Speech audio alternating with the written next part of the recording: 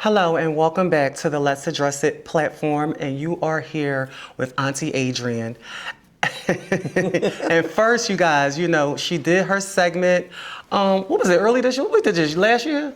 Was it last year? Last year. And your episode sparked so much controversy, and it made you was on season 3, right? Season 3. You made my whole season 4, and the rest of the season. Yeah, you made because Dawn Kennedy closed out.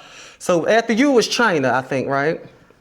I think it was China then Dawn. Yeah. It was China, Samantha then Dawn. No, it was Samantha, China, because Samantha did one part on season 3. No, yeah, well, Samantha's above me, so she she was before you? Yeah.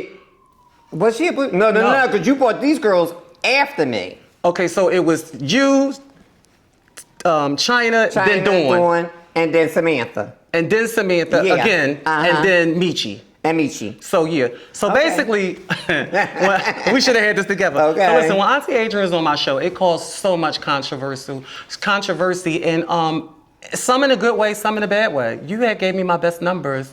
Yeah. And I'm still. And you know what, Auntie Adrian, I'm gonna share something with you. Sure. I had your interview already done for a while before I actually aired it. Yeah. And you know why? I didn't think that your episode would do that well. I seen the post. I really didn't, because the girls only want to talk about, or they want to see people that they know that's got a big name or that they know. But surprisingly, your numbers knocked it out the park, and I think it was just because of the fact that how real you was. You didn't mind. Talking about that you was here for the shits, and it was like so much rich history and everything that you were saying about certain people that you had a chance to meet and have what I'm trying to say, come in contact with. Like Kelly Harper. Yeah. Like Lena Lore. Yeah. And Renee. Renee and stuff like that. Like a lot of girls that's no longer with us. Yeah. So my first question is, since we are addressing it, let's address the elephant in the room. My sister Kennedy was on the show. Okay. And I know you have voiced your concerns about how it made you feel that she said that you weren't Renee's sister. How did that make you feel? You got the floor. Before she even came on the show, when she seen my episode, she actually made a post on Facebook and she was cussing me out. Oh, really? Lighting me up. She deleted it. Okay. But she made a post. She was like, being disrespectful. Bitch, how dare you mention my mother? Who are you to be talking about my mother, giving all that, or whatever. And I caught it, and I was trying to screenshot it, but as quick as I wanted to screenshot it, she deleted it. So I think let me just say this. When I came on here, I didn't really know what to say. I thought I was going to be like tongue-tied when I got on here. Like, okay, I'm on here. What am I going to talk about? How is it going to come out? Yeah, believe it or not. Freestyling. But I came on here to tell the truth about, how I met Renee, how I met, Kelly Harper and things of that nature. So I was just only giving my truth on, each individual. Your encounter with those individuals. Yeah. So at the end of the day, when I spoke on my sister Renee, she felt some type of way about certain things that I had said. And even though I didn't mention her name, but she knew I was talking about her.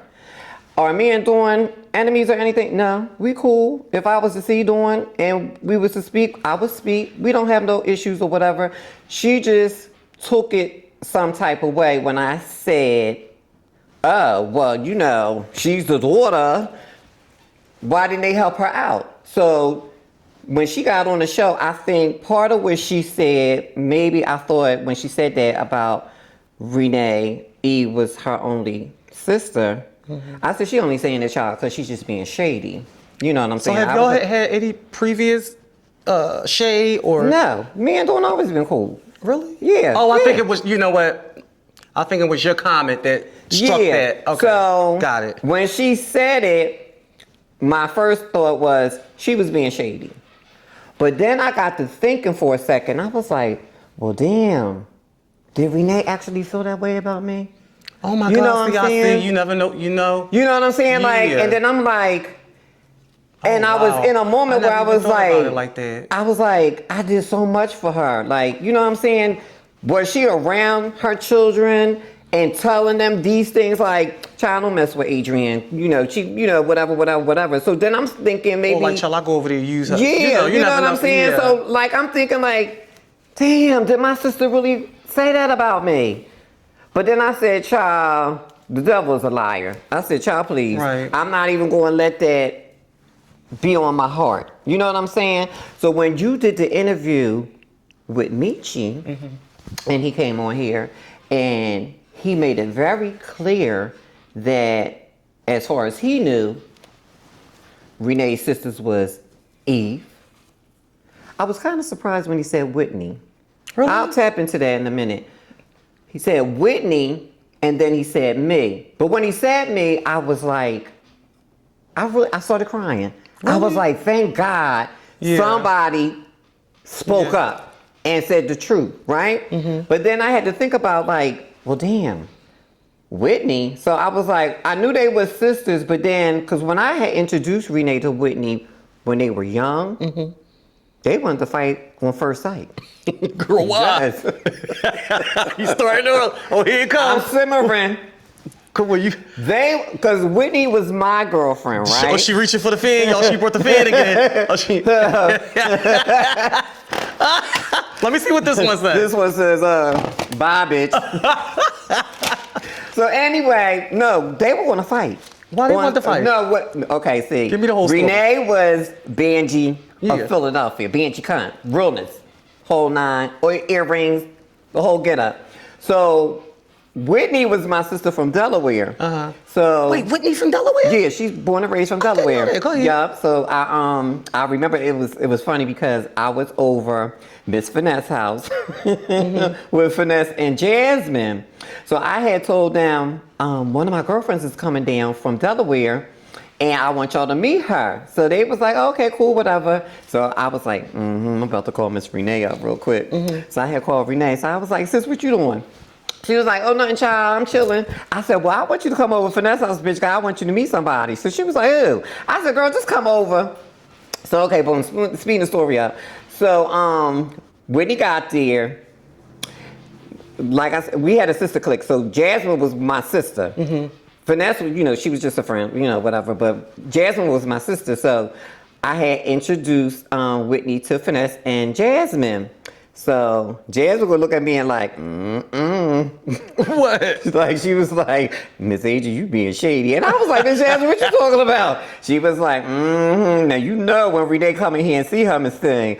Okay. So I was like, girl, I don't know what you talking about. So we was waiting on Renee to get there. So Renee she was knocking on the door. So Finesse let her in or whatever. So she comes in.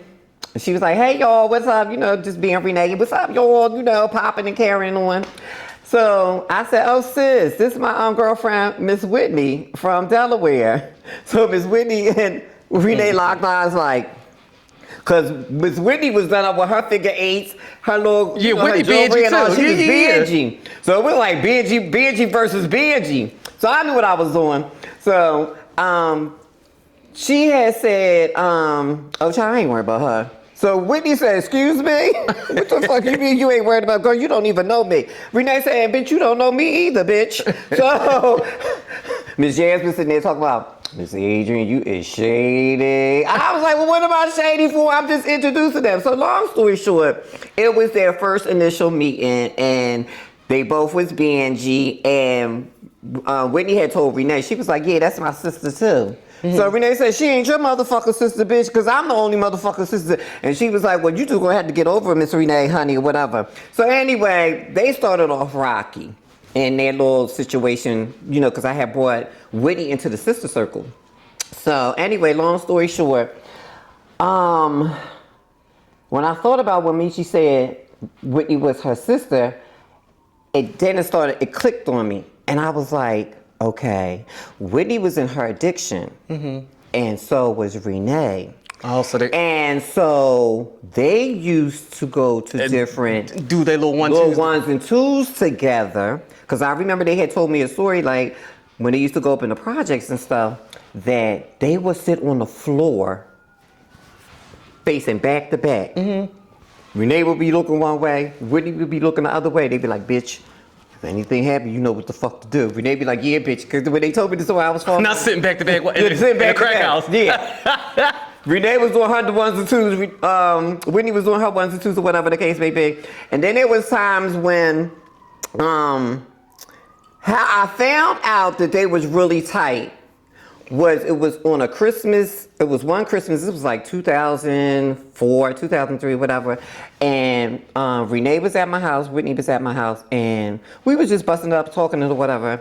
And this is how I knew like they was like really tight like that, because Whitney was like, yeah, bitch.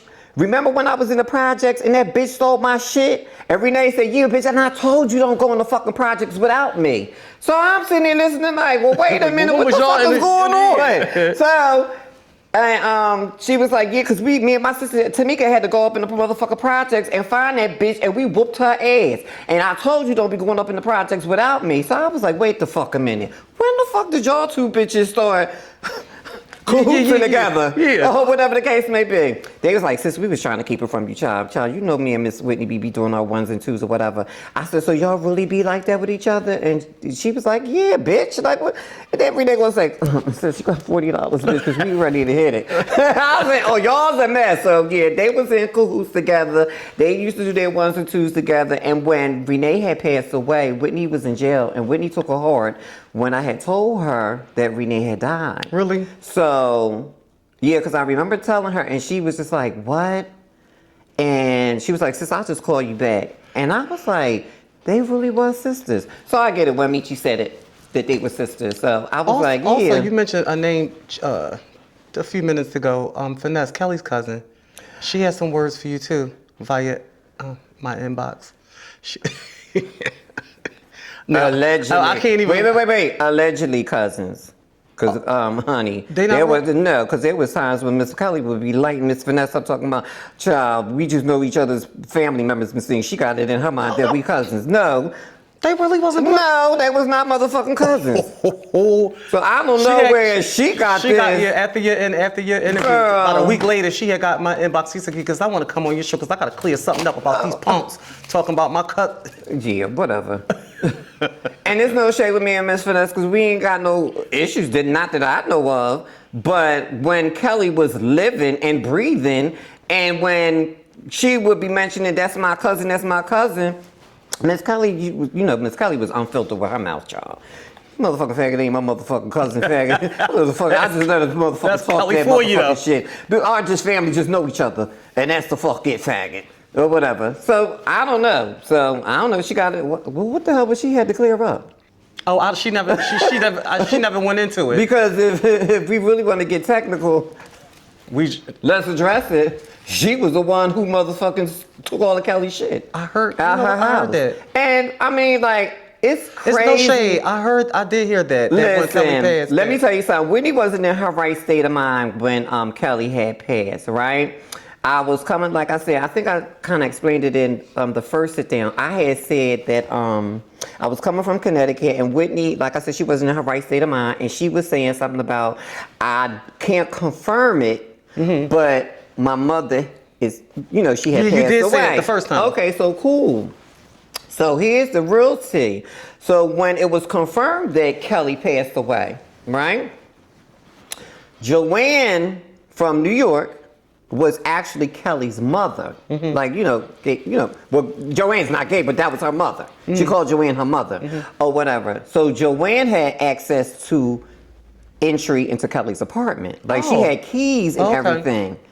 So according to the story that Whitney told me, she said that when Joanne came down to get certain things out of Kelly's apartment, which was the silicone and her safe and some other things that was in Kelly's apartment, the girls that were there while Joanne was there was Whitney, Finesse, Jackie, and a couple of other girls Whitney had named. I can't remember who it was.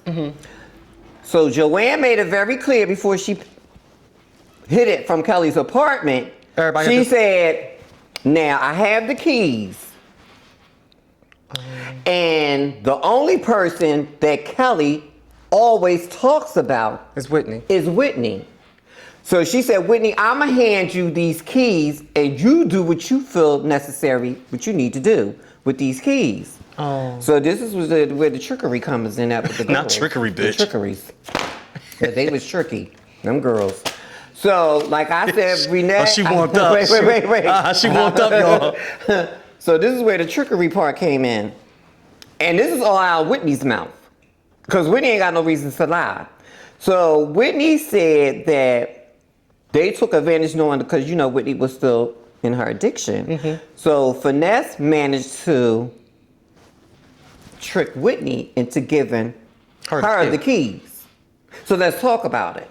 So Whitney said when she thought about it and when it was all said and done, her and Finesse was going to fight on so many occasions because when Whitney thought about it and thought it thoroughly, she felt like, oh, Finesse tried me. And I'm going to tell you what happened. So she winds up giving Finesse the keys to Kelly's apartment. And what happened was Finesse made it very clear, oh, we're all going to link up tomorrow, and this is such and such and such a time, and then we're all going to make a pact. We're going to take certain things, and we're going to split it amongst each other. Because, you know, that was Kelly's crew. But like I said, the keys was given to Whitney. So, like I said, Whitney gave the keys to Finesse. Well, honey, it didn't turn out that way. Bitch, how did it turn out? Miss Finesse, Miss Ross, had got a U-Haul. Excuse me, sorry. Gathered up her butch queens, came back later on that night, and took all of Mother Kelly's stuff out of her villa. Everything. Are you serious? She left some stuff in there, but she took all everything the of shit. importance. Yeah. Because Kelly had shoes, bags. All that. Yeah. Because, honey, she had a yard sale because Finesse was selling all her shit. Because she sold me a couple of pair of Kelly's boots. Oh, yeah, she was selling everything. So the tension... Finesse wasn't an addiction, was she?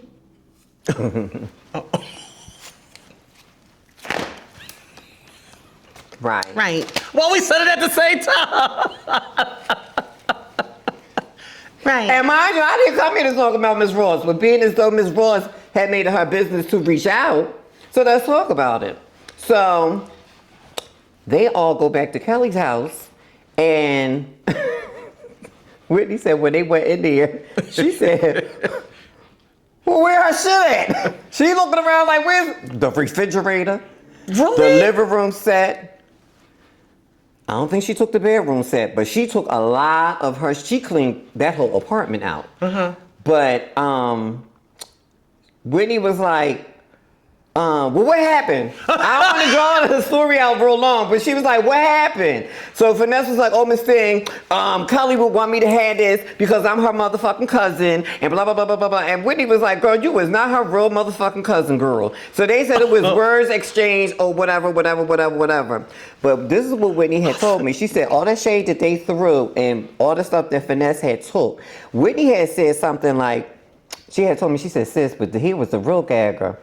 She said, because Kelly did say to Whitney before she had passed away, she said that they was going to come up in her place and take all her motherfucking shit. So Whitney said she had went into Kelly's bedroom, and she said, I don't know whether it was Kelly talking to her. She said she went in Kelly's bedroom, she opened her closet door, and she had like a pile of jeans like piled up on top of each other, and for some reason a wallet fell out the closet. But Whitney said she ain't say nothing. She just was like, okay, bitch. So she said she opened the wallet and she seen all this money. And she felt like that was a blessing from Kelly because she said, I told you, punk, that they was going to come up in here and take all my motherfucking shit. So, bitch, I'm going to leave you something. So I said, well, sister, how much was it? So she was like, girl, it was like almost $5,000. Really? I said, what? And I said, what you do with it? She said, well, you already know that. Baby. So I know she had a gorgeous time. Listen, it was to sum it all up. And I'm not even gonna talk about this no more. To sum it all up, Finesse was, flossing with Kelly's furs on and diamonds and jewels and all the Kelly stuff, and it triggered Whitney every time she saw her. And she just wanted to fight Finesse on sight. every time. Hey, but you know, Finesse fights down. And Whitney. I used to be scared of Finesse back in the day. A lot of girls was. All the girls was? All the girls. No, I wouldn't say all the girls. I mean, but most of the girls but was. Yeah. But yeah. she made a match with Whitney. She because did? she Oh yeah, see, Whitney bad shit crazy. You know, I was a kitten back then. You know, I'm decent, baby. Yeah, because the way it was told to me, and who actually could back the story up that Whitney was going to tear her ass up was Ayanna. Because remember I told you Ayanna was her daughter. Ayanna, oh, for real? Yeah, Ayanna was her daughter, and Ayanna was the one who threw the mace, gave it to Whitney and the dagger, and said, "Eat her up, mother." Sister, did you give that? Eat her up. But yeah, and I talked to Ayanna. Yeah, we talked because you know that's the mother of my house. She's a supreme mother. Did she feel? What did she? You know, I mean, it's no shame for me. She said you're not lying. Yeah. She said you're not lying. She said you knew that was her man though. I mean, so we just gonna go back and forth now.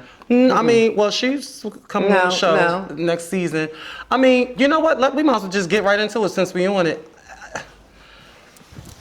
So that's enough of Finesse. No, okay, so we done with Finesse. Yeah, we done with Finesse. Let's move on. To the more pressing issues. We're addressing it, right? Yeah, we're addressing it. So now, Auntie, go ahead. We had got on it when you was on the show with me first. Yeah. When this conversation first came about is because my ex-boyfriend BJ. Okay. Then we went on down the line from there. Okay. We went to what's his name? Black. Who's Black? Black. Who the fuck is Black? Your ex-boyfriend, the boy, Black. You know what I'm talking about? E, yeah. Oh. But the Black, he yeah, Black. Yeah, but I did have a boyfriend named Black though. I was like Black. Yeah, I don't know why. I was like, yeah. what? But me and him never did nothing, right? Okay. So then we. And I told y'all I wouldn't even have cared if you did, but go ahead, go on. Then we goes into Angel. Okay. And I think his name was Mike, or what's his name?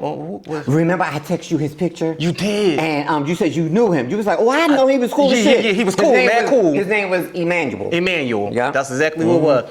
Oh, she had some. She not, but this fan ain't working with me tonight like my original. Yeah, that other one had a better snap to it. Let me see. She's not giving that boom. Maybe the T ain't. The T might not. And see, that's why they love me and you. Yeah. Because we keep it like, because we got that chemistry. Because this is not. Yeah, the T. Yeah. Give it. No, you got. No, the T not juicy enough. You'll get it once you whap. Well, go ahead. Yeah, go ahead. So I talked to the phone with Angel because she was she was giving me a little spin, for a while, to come on the show. It was always some, I got my face not healed yet. Oh girl, I got well, she COVID. was crazy, sexy, cool. Then I could on the day she was supposed to film with Right. Go ahead. So I just know that those girls, those girls just always will be those girls. Yeah. Oh, I ain't tell you.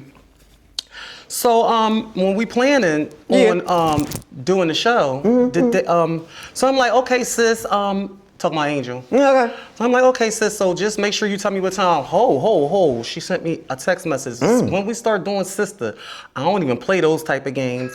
I swear to God. Mouth got spicy like that? All I said was, all right, sis, tell me what time we gonna hook up. She said, wait, I don't even play those type of games when you start calling me sister. Oh. Let's just keep it at you call me Icon Angel. Oh. Girl, I started to curse her ass the fuck out. I know. I wanted her to do the show. So I'm like, I'm a lady now. Yeah. So I was like, Lexi, you just want the lady sometimes to come do your show. Sometimes you pick and choose your battle. You be like, okay, shall I go there with her or shall I not? But I was looking at the phone like in disbelief, like, let's just keep it at that. We got a respect for each other. Like, Angel, I'm not no fucking little girl. Yeah. You ain't that much older than me. Yeah. And at one point we were sisters, which we were cellies for like almost 6 months together in CFCF. Like we used to be close, yes. But I don't. I mean, I let it go. Yeah. And then it was the whole like you did their like you told me it was a snow blizzard, and then next thing I know that episode it was just those girls. I'm just gonna say those girls. Yeah, but baby, yeah. Because when she, because I had an alert on my phone, because I followed the girls Crazy Sexy Cool, and she came up, and then instantly I thought of you. I'm telling you, I thought of you. The day we were supposed to film, that's when that episode aired. I promise you. So I mean, it's water under the bridge. I love my good ladies over there. Crazy. It's not about them. It's about her. Like, and when I seen it, here's the thing. She's An icon? Yeah, she is solidified. Oh, wait, and I'm not even going to talk about her because she got this thing you where gonna she wanna talk about it after I tell you what she said about you. She said, because I'm obsessed with her. I'm not obsessed with Angel. Oh, no, it was way more than that. She said, bitch. She said that's all you ever did was took people men. Girl. Oh, she cared. You know what? I don't want to do that. Because we're not going to make this a messy thing. Yeah, I don't want to do. But let me make something clear, because when girls say things, when it's pertaining to me, it's two sides to the story, and it's the motherfucking truth, right? When it comes to me with girls, it's like, why her? You know what I mean? When it comes to me, like, I don't get why her? I don't get it. Why you? No, I'm asking you. What you mean, why her? Well, like, they're men. Why you want her? Like, what the fuck was you think? What did you see in her? Got it. Or whatever the case may be. Or, you know, because I felt like they didn't go all out their ways. Because I know their husbands cheated on with other girls. But because it just happened to be me, they wanted to make a whole motherfucking fiasco. Because, auntie, you know you got a track record for that. No, but listen. Because if you really want to go there, and I'm just speaking on Angel one more time, and that's it, and I'm done with her. Me and Angel was going to fight in 95. She slept with my husband first. Bitch, are you serious? And I'm going to tell you who she slept with. Let me tell you who she slept with.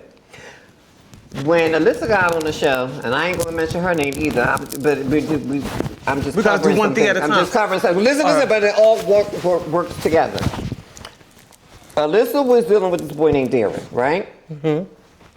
Derek actually was, when she had made the statement, she said he was a community piece or whatever. He probably was after the fact when I left him. Because Derek's whole thing was to pluck my nerves. He wanted to fuck all the heavy hitter girls in the ballroom scene. And Angel was one of the girls that she knew that was my man. And how I found out was bringing Miss Evelyn in the scenario. Me and him was trying to work on getting back together. So he told me to meet him at his house. He was staying with his rest of soul Malik Milton. Yeah, that was his you know, his gay father or whatever. And long story short, I was like, E, walk me over there because I want to talk to Derek and, you know, let me see where this is going to go. So long story short, we go over Derek's house. He comes out because where Milton lived, it was like this alleyway. Yeah, it was this alleyway. I ain't got no reason to lie because I always come with the facts, the car facts. So Derek comes outside. And I was like, so what's going on? Like, what we doing? Like, you know, like you put me all through all this mental shit and you want to play around and all this. Because I was with him. I was the first because Alvernia was the one who introduced me to Derek. That was his son. Okay. Anyway, so long story short, oh, girl, you tripping. I can't fuck with you, this, that, and the other, and so on and so on and so on. So the door opens. And Miss Angel comes out. And instantly I said, what the fuck is she doing in here? She was like, oh, well, honey, he don't want you no more. He with me. So who took who, man, first? So speed it up to 2000, when I had the incident with the man, she talked about Emmanuel, I had to rethink and retract. She was the one who was fucking my husband. Back in the 90s, when I was dealing with Derek. She outside, oh, well, what's whatever girl. I said, but he jumped in between us, and he wouldn't let us, you know, fight, or whatever. So, what's she talking about? She already had him. So, the only guy that I dealt with when it came to her was the boy Emmanuel. The guy Emmanuel. But previously, before even Emmanuel even entered the chat room, she already had a husband of mine. So can I ask you this? Go ahead. And when the scene like to the outside looking at it was retaliation? You know what I mean? Did I look at it as retaliation? No. Because listen, no. Because when that happened with the boy Emmanuel, he called me as a client, and In all honesty, you didn't know that was her boyfriend. I'm asking you. Listen, I'm a God-fearing woman. I'm trying to secure my spot in heaven right now. You know what I'm saying? I ain't got time for all this riffraff and lying and all this I'm bullshit. trying to secure my spot in heaven too. I got time for riffraff though. You got time? I still got a little time for riffraff. He still working on you? But no, being serious. But at the end of the day, each girl, from when Samantha came on here popping shit about this boy. Samantha, what we're gonna do because that's the longest, remember? Yeah, okay. So when I talked to Ayana said she over it. She's pretty much over it. Yeah, what was? But she said, sis, everything she said was true. She said I wasn't playing. She said I know how she is, and I said it on the show. I know how I used to be, like about I used to terrorize them about BJ. You know what I mean? Yeah. So I get it. But I don't think I ever drug it that far. Guns and I'd poke you up. Yeah. I don't know if I was shooting nobody. Like, she loved that man like that. Yeah. Yeah, this you dragged it a little bit too far. She did. Well, I would have poked through. I have done it before. But I was like that. She pretty much did say that. Because I can't work this motherfucker fan. I'll just go like this. But go ahead. You gotta give it a 5, 6, 7, 8. 5, 6, 7. I ain't got time for all that. Go ahead. Go ahead. But she did say she was pretty much over the whole situation. Neil, you mentioned Alyssa. Did Alyssa say anything negative about No, she didn't. Well, no. She didn't say anything negative. Actually, me and Alyssa, we talk frequently on TikTok. What I caught, because Femme Queen's called Femme Queen Shade. When you brought my name up, you was like, this year Auntie Adrian was on, and she went. Did she give you that? I gotta go back and watch. Watch it. She went. Girl, when you was on your first episode, you didn't. Did her name come up? No, right? No, you asked me, you said, did me and Alyssa ever have any issues? And I was like, well, a boy named Derek, but that was my husband. Oh, yeah, but it wasn't. Okay. Because she used to come to me, actually, when she got with Derek. She was like, is Derek like this? And does he be acting like that? And I was like, sis, you with him now. Ain't no need for me to be telling you how he is. Was Derek fine? Yeah, he was cute. He was cute. No, he wasn't. He was just hood. Yeah, bug. Okay. Yeah. Give him Mike Tyson. He used to look like rough. Like, he was one of those. Oh, so I see why he had the girls in the frenzy. Yeah. Okay, but you was his first. Yeah, I was his first. And he just went down the whole list of girls. And Alyssa was one. She made him her husband. Angel was just a jump off. And girl, what? Terrible. And my sister twirled with him. One of my sisters. I'm gonna leave it at that. One of my sisters twirled with him. Okay. They kept it a secret, but I found out. You can't put a name on a sister? Renee? Was it Renee? What girl? She going now, child. She can't. That ain't the fact that she going. I was just like, hey, let's address it. If we addressing it. Okay, he had one of my Yeah. It happens to us. It happens. But no, like she said, he was a community. He really was after the fact that he ran through them girls. So it don't be on set. Yeah. So he cut it up with the girls. I didn't lie about Ayana, and she said I was telling the truth. Yeah. And as far as Angel already previously had one of my pieces back in the 90s. She know it was Derek. So did you say that I was just being smart to having her boyfriend in the 2000s? No, because he was a trick. He was a client. He paid me. I think what bothered her the most, this is what really bothered her the most, was because he was a client. And that would fuck me up too. My motherfucking husband was paying bitches. Yeah, girl. You out here giving bitches away my coin? Yeah. So I think that really got her. Yeah, not only is you cheating, but you paying her. That would tempt. Yeah. That would have got me too. Girl, that tipped me too. Like, yeah. That's a different. Okay. We gonna leave them girls alone. We up and we settled. I got my little sister, my cat, and I'm happy. And I heard she went and got her surgery, and she's doing her thing. She got a sex change. Well, that's what I heard because Buttercup told me she did get her sex change. Oh, okay. Because I know she had a lot of facial stuff done. Oh well, maybe these girls is tricky. What you mean? They tricky. How did you care for her facial? She's aging nice. To me, I just think she's aging nice. I don't think that she needed it. Yeah, she didn't. She didn't need that stuff. She didn't. It's kind of making me feel like, bitch, I don't really need that stuff. But you know what I mean? What was you trying to get done anyway?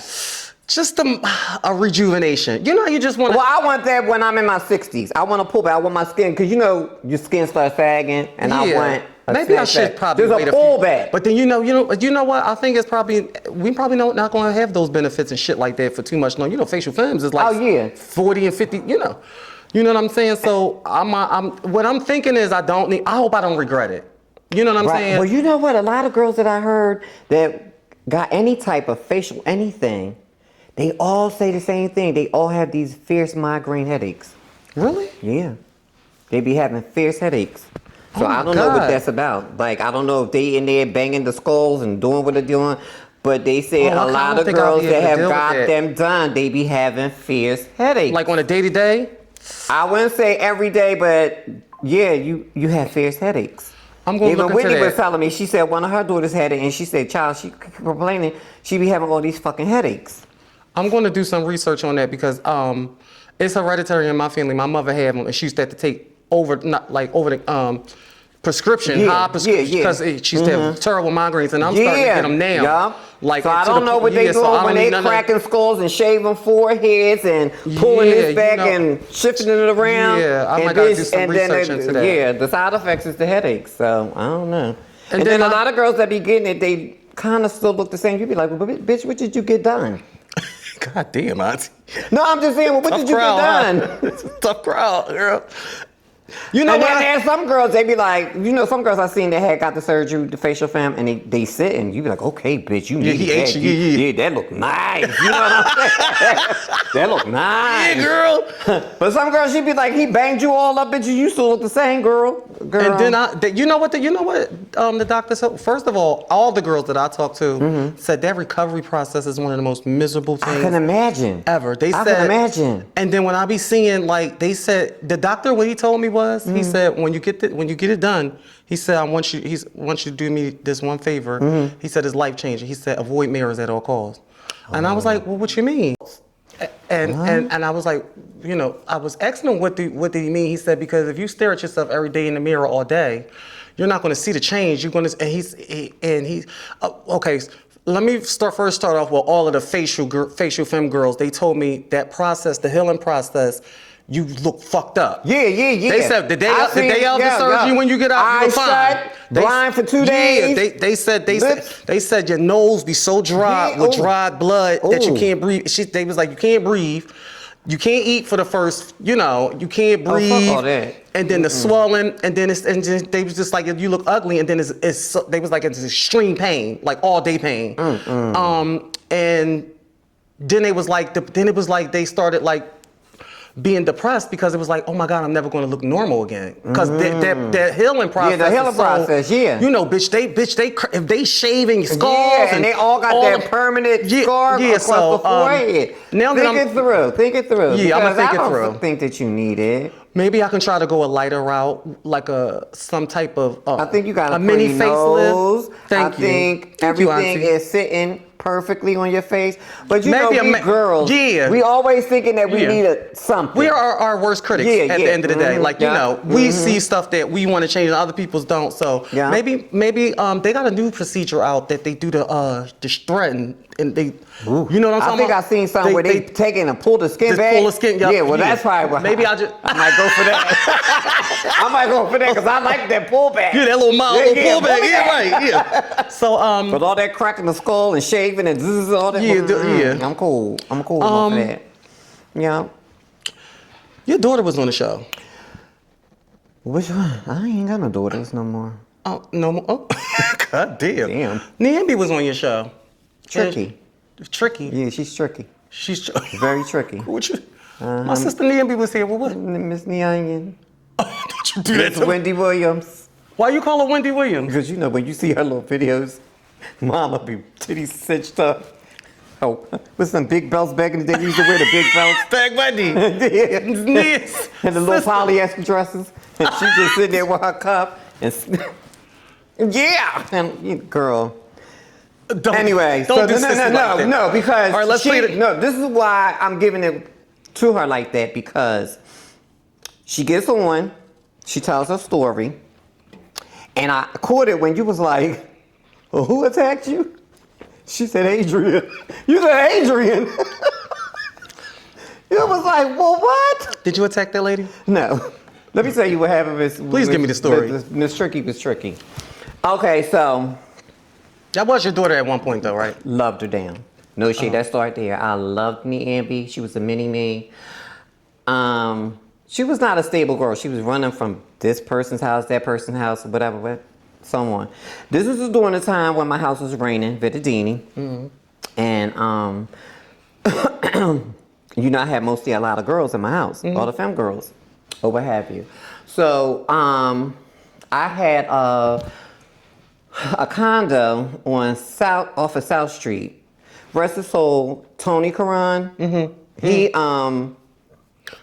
what is the sublease? He gave me the place. Really? The one that was on top of that bar? Yeah. 19. It was like office. It had was blue, like clouds on the building. No, this one where it was like you walk down the steps. Oh no! And then you go in. Fab. Just put it that way. It's a fab little condo. He blessed me with it. He said, "I know you're responsible. You'll take care of it. You'll pay your bills on time. Take over my lease." So he gave me the place. All right. So this was during the time when Vittadini was making its name. So Whitney lived downstairs. I was basically upstairs. So Whitney, we always look out for the girls. Mm-hmm. That's our thing. We bring you in. Your girls need a place to rest. Get your shit together. I was mother hen to a lot of girls. A lot of girls. So Monica was the daughter to Whitney. And, well, she played both of us. Monica? Yeah, okay. Yeah, her. So, Whitney was looking out for Monica and, you know, just making sure that because Monica was, you know, she wasn't her A game wasn't up at the time. So Whitney was like, that's my daughter, I'm gonna make sure was she's she good. Monica then, though? Yeah, she was Monica. Oh, okay, go ahead. And, so it was Monica, Whitney, me, and Jay. Because he was my husband Jay. and house I remember father. Jay. Okay, so let me tell you that she left out. Go ahead. Okay, so Monica and Nambi were ballroom sisters, and they were sisters outside ballroom. They was like, they were cool, they were sisters or whatever. So apparently Nambi was going through something. She wasn't living where she was living at or whatever the case may be. So Monica was like, well, you know, come over mother house. You know, she lives for the girls, you know. Yeah, come over there and tell her your story. You know, she'll be like, okay, baby, you can come, you know, stay with me. You know, get yourself together. Now, I know for a fact when that conversation was had, her and Nambi must have was like, well, who lived there? Mm-hmm. So Monica must have told her, Whitney, me, mother, and Jay. Mm-hmm. Now, in that moment, Tricky should have told Monica and said, you know I used to mess with Jay. Do you really call this lady Tricky? Yeah, she's tricky. You gotta watch her. Really? Yeah, Nambi gives you coy, sweet, and but she be having a motive behind certain things. Now, I'm not saying with everybody, but with me, she did, and I'm gonna tell you how she got Jay Blahnik, because everything that happened all coincided with each other. Break it down, the floor is yours. So, okay. Go ahead, let it lead into something. Boom. So Monica must have told her who lived in the villa.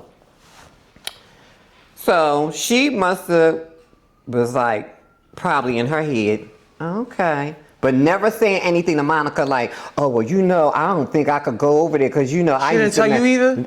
I never knew. No, follow me. No, sister. Follow me. Go ahead. Follow me with the story. So Monica brings Nambi over to the house. Now, if I had any knowledge that Jay and her had a situation, she wouldn't have been staying in my motherfucking house. Because you know, bitch, you want to be Jay. Yeah. Okay. Yes. Girl, what? Yeah. So Monica brings her over. I'm in the bedroom chilling. She was like, mother, come out. Nambi over here. So I was like, Nambi? I was like, well, you know, they probably sisters or girlfriends or whatever. So I came out. I was like, hey, Nene, what's up, bitch? She was like, hi, you know, coy and sweet, whatever. So, we chilled, we talked. Monica, like, kind of set it up. Because Monica was like, go up there and talk to her. You know, put it on her. Mm-hmm. So you can get a spot secured in the house. So, Monica, you know, she was always out making her coins or whatever. Whitney was always at Kelly's house, you know, helping Kelly assist with, you know, doing the girls, popping the girls and stuff like that, just helping Kelly out. So Whitney was basically never there. Monica was out hustling, doing her ones and twos. So, Nambi put it on me. She was, you know, talking about, like, the situation she was in. Mm-hmm. She was also telling me about, you know, she poured it on me. She poured it on me heavy. Okay. She was telling me about, you know, her childhood. You getting a little chilly in here? Who? You getting a little chilly in here? No, I'm cool. Okay, go ahead. She was, child, I've been going through my menopause, but no, I'm fine. Put that sweatshirt over you. Oh, ain't that so cold? Oh, sorry, you guys. Go ahead. So, anywho, long story short, me and her had a sit down, and we talked, and, you know, she was pouring it on me. She was telling me how you know, her family was towards her. She told me, like dark secrets, some deep shit, and you know, she was working on my sympathy. So I was like, oh girl, no, I can't have that happen to you. You don't think it was genuine? Yeah, it was genuine. Okay. Yeah, because she even said on your show, like, she had issues, you know, talking about her childhood. I really believed her. I believed her. Yeah. But, you know, she played on my sympathy, and I felt like, oh no, baby, you can come stay here. Mm-hmm. Having no knowledge that the man in the bedroom was the man she twirled with. Mm-hmm. Okay, so I had told her, I said, well, basically, what house you in? Like, I wanted to know. Like, she was like, I'm a 007. I was like, oh, bitch, you need to join my house and be the only femme queen performance girl in my house. Mm-hmm. So it all worked out. So I was like, be a Vidadini. And she said, well, you know what? I'm going to make them gag. The next time we go to a mini ball function, I'm going to come out as your daughter. Mm-hmm. So everything was like a big old happy thing between me. And one thing I had noticed with her, she wasn't really like on top of her hygiene. Really? Not far as like, it was like her underarms. That's where the knee onion came in at. Because, you know, it was given that. And I mean, that phrase has been around for Miss Knee Onion. So I was like, you can't be no daughter of mine. Given, you know, all the things, the effects you coming off with the body. Bitch, I'm going to sprinkle my fairy dust on you, bitch, and turn you out to be Blossom, the girl. Yeah, Blossom. Like, everything I did was, I was trying to create her like a mini-me, like a little Miss Adrian. Yeah, whatever. Yeah, something like that. So, you know, made sure her hair was done, made sure she had fab little outfits to go out to perform in, and the whole nine. So this is where the shit got a little tricky. That's why I call it tricky.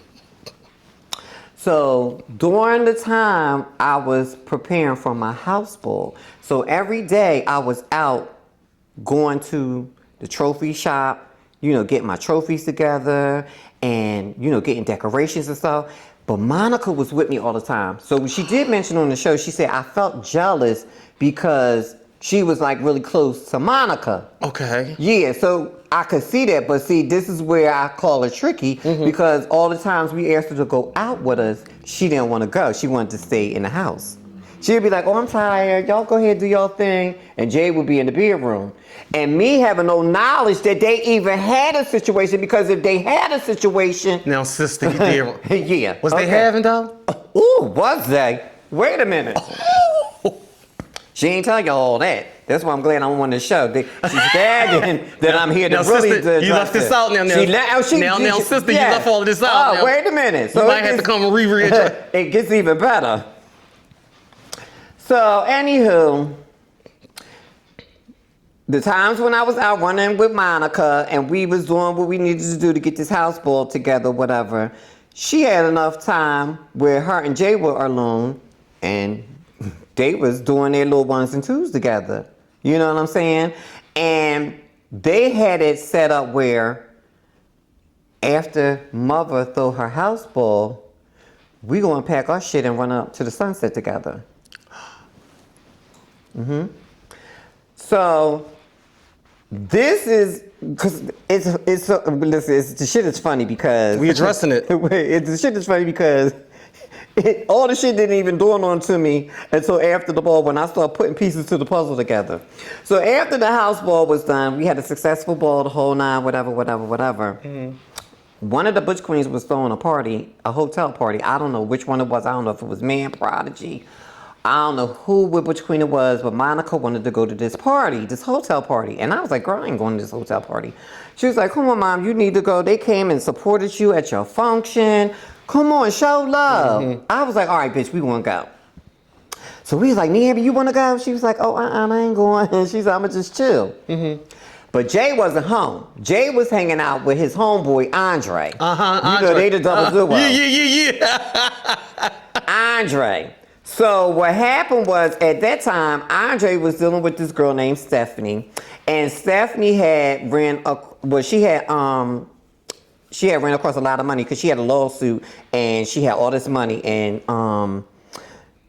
Andre was dealing with Stephanie, and they had got an apartment off of 9th and Washington Avenue in South Philly. So anyway, after the ball, me and Monica goes to the party. Nambi doesn't want to go. Jay was out hanging with Andre. So I had called Jay and I was like, is you coming to this party? He was like, oh yeah, babe, I'm gonna be there shortly. Me and Andre, we both coming, whatever. So I was like, all right, cool. So we get to the party, me and Monica. After 2-3 drinks in, I said, daughter. She said, what, mother? I said, isn't it funny?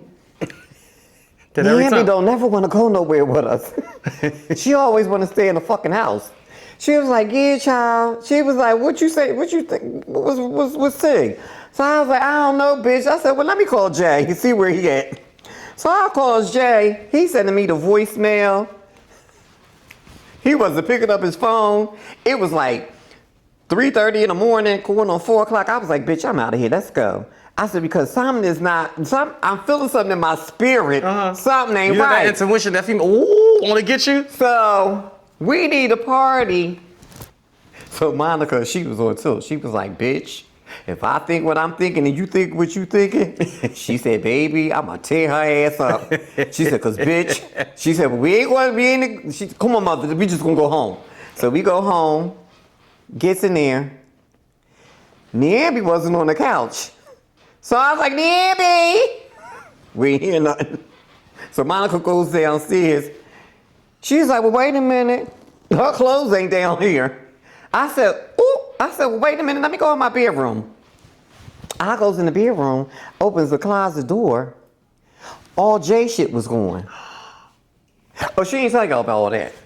Oh, this is some tea. You warmed up. Oh, you come on. Addressing anywho, I was like, bitch, Jay clothes ain't here. She said, I know you motherfucking lying. I said, bitch, all them times when we was the fuck out, these little motherfuckers was up in here. Button up. So I automatically thought, if he's with Andre, then they must be over at Andre at Stephanie's house. So what it was he was hanging out with Andre. She was in the house, so she was probably waiting for the phone call for Jay to be like, you ready? I'm on my way. Open the door, because they didn't have keys to my place. Got it. So she must have let them in. They grabbed their shit and ran off into the sunset together. So we sitting there, I said, bitch, Monica, you brought her the fuck here, bitch. Because let me tell you, the girls that I knew that Jay was sported in public with, had no problem being with these girls in public, was Brittany, my daughter, Amber. I think Brittany was his first, right? Brittany was the first. Go ahead. Brittany, Amber, me, and his first girlfriend was Moldavia. Oh, really? Mm-hmm. Oh, he went back that far? Mm-hmm. That was Moldavia. That was from New York. Oh, so away from. Because Jay from New York. Got it. So that makes sense. Go ahead. Never even heard of a story with Nambi and him twirling or doing anything together. Mm-hmm. Never heard nothing. Because like I said, if I would have known, she would have been in my house. Right. Okay, so boom. So we piecing shit together. So this is where they fucked up at. Push that button. Come on. Get that. You want to turn the heat on?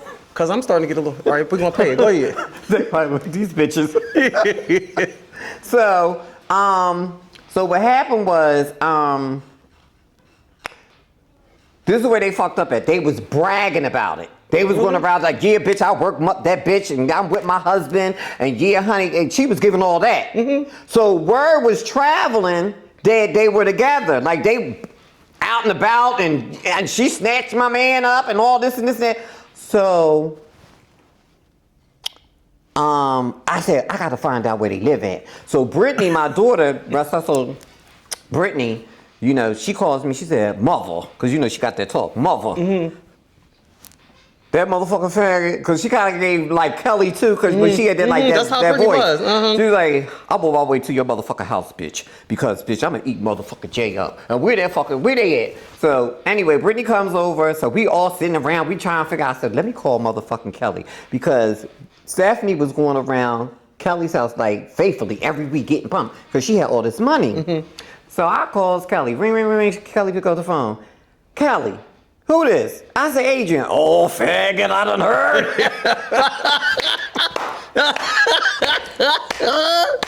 Faggot, I heard that faggot done snatched your man. I said, Kelly, look, bitch, I ain't got time for all your antics right now. Girl. Bitch, do you got some info? She was like, yeah, that faggot, they probably over that fucking faggot's house in Stephanie's house. That punk. They live off of 9th of Washington. So I was like, okay, well, you don't know the address. She said, faggot, I don't know the address. Now I done gave you enough motherfucking information, faggot. Now go do what you need to motherfucker do. And eat that motherfucking punk up. That fucking faggot was in your house and fucking your man. Get her. So she hung up the phone. So we goes on 9th of Washington. It was me, Brittany, and Monica. We saw, Stephanie had a U-Haul. So once we saw that U-Haul, we was like, bitch, it's one of these motherfucking buildings. So Monica was like, I got this one. Brittany, you got the other one. Keep ringing all the fucking doorbells. Somebody got to answer it because it was one of them buildings where you had to get all the buttons. So somebody go, hello. And I knew that was Stephanie. I was like, Stephanie. She was like, oh, bitch, don't be coming down here with all that bullshit. They got the fuck up out my motherfucking house. I said, where the fuck they at? So Brittany said, bitch, open that motherfucking door, bitch. She said, because I will eat you the fuck up, Stephanie. Where that fucking faggot at? Tell him to come downstairs. She was like, bitch, I'm telling y'all, I didn't appreciate it because Stephanie was like, from my era. She was like, I don't play that shit. This motherfucker coming over my house, and I knew they lived with you. She was like, I let them spend the night and the whole nine. But she said, I don't want that drama coming to my house because you know Miss Adrian and them is going to be looking for you or whatever the case may be. So Nambi had some work. She had craft. So that's where Jay Blana comes in because she had worked him for, I don't know, was it checkbook, credit cards? I don't know what it was. But Jay was looking for her, or whatever. Mentioned that. Yeah, okay. So Jay was looking for her because of that. But how Jay managed to hit my phone up because it ran across his desk that Miss Nambi had turned mother. So I get home. So y'all conspired together. Yeah. So Jay calls my phone. Hey Jay. Hi Jay. So he calls my phone and he's like, mother, what's this? I said, who this? He was like, this Jay. I said, Jay who? He said, Jay Blonick. I said, oh, okay, what's going on? Yeah. He was like, oh, girl, I done heard. That fucking bitch got you, honey. So I was like, yeah, when I see that bitch, it's not going to be cute. He said, well, baby, I'm going to set it up for you. I said, why are you going to do that? He said, oh, you know she got me for all this shit, this work I gave her. Go ahead. Or whatever the case may be. And I told her to come over my house tomorrow. But I lured her in, like, I told her it was okay that she got me, but I had more work for her. And, you know, she was itching for more. Oh, so this story, it's all coming, it's coming together. Yeah, it's forming together now, okay. So he basically was running the shit that she did to him. And then the fact that she did the shit to me, he was like, oh, no. I'm gonna get mother to come over here and say that ass up. The picture is clear. Yeah. It's clear now. Yeah, okay, got it. Okay, so I was like, all right, where you live at? He's like, I live in Jersey. I live near Ferry Station and the whole nine. I was like, all right, cool. I'm from Jersey. I know where Ferry Station is. He's like, I live in them complexes across from the trains. I was like, all right, cool. He said, I'm going to call you up tomorrow. She's supposed to be coming over to my house tomorrow, like around 2-ish. But I'm going to need you at my house around about 12:30, 1 o'clock. So I was like, all right, cool. So next day, we calls him the whole nine. But this is where it gets like kind of tricky a little bit because I woke up that morning and noticed that Miss Will, was laying on my couch.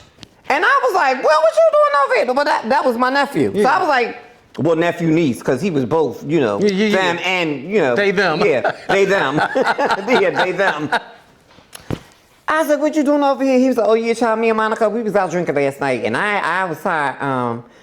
Did he call me? He always said mother. He was like, mother, I was tired. I just wanted to come over and just rest. But I heard about what happened. So you need me. I want to fuck Jay up. Because y'all going to get Nambi. I'm going to fuck Jay up. I was like, well, you ain't got to do all that, Mr. Will. He was like, oh, bitch, I'm going to tear his ass up. Because he tried it.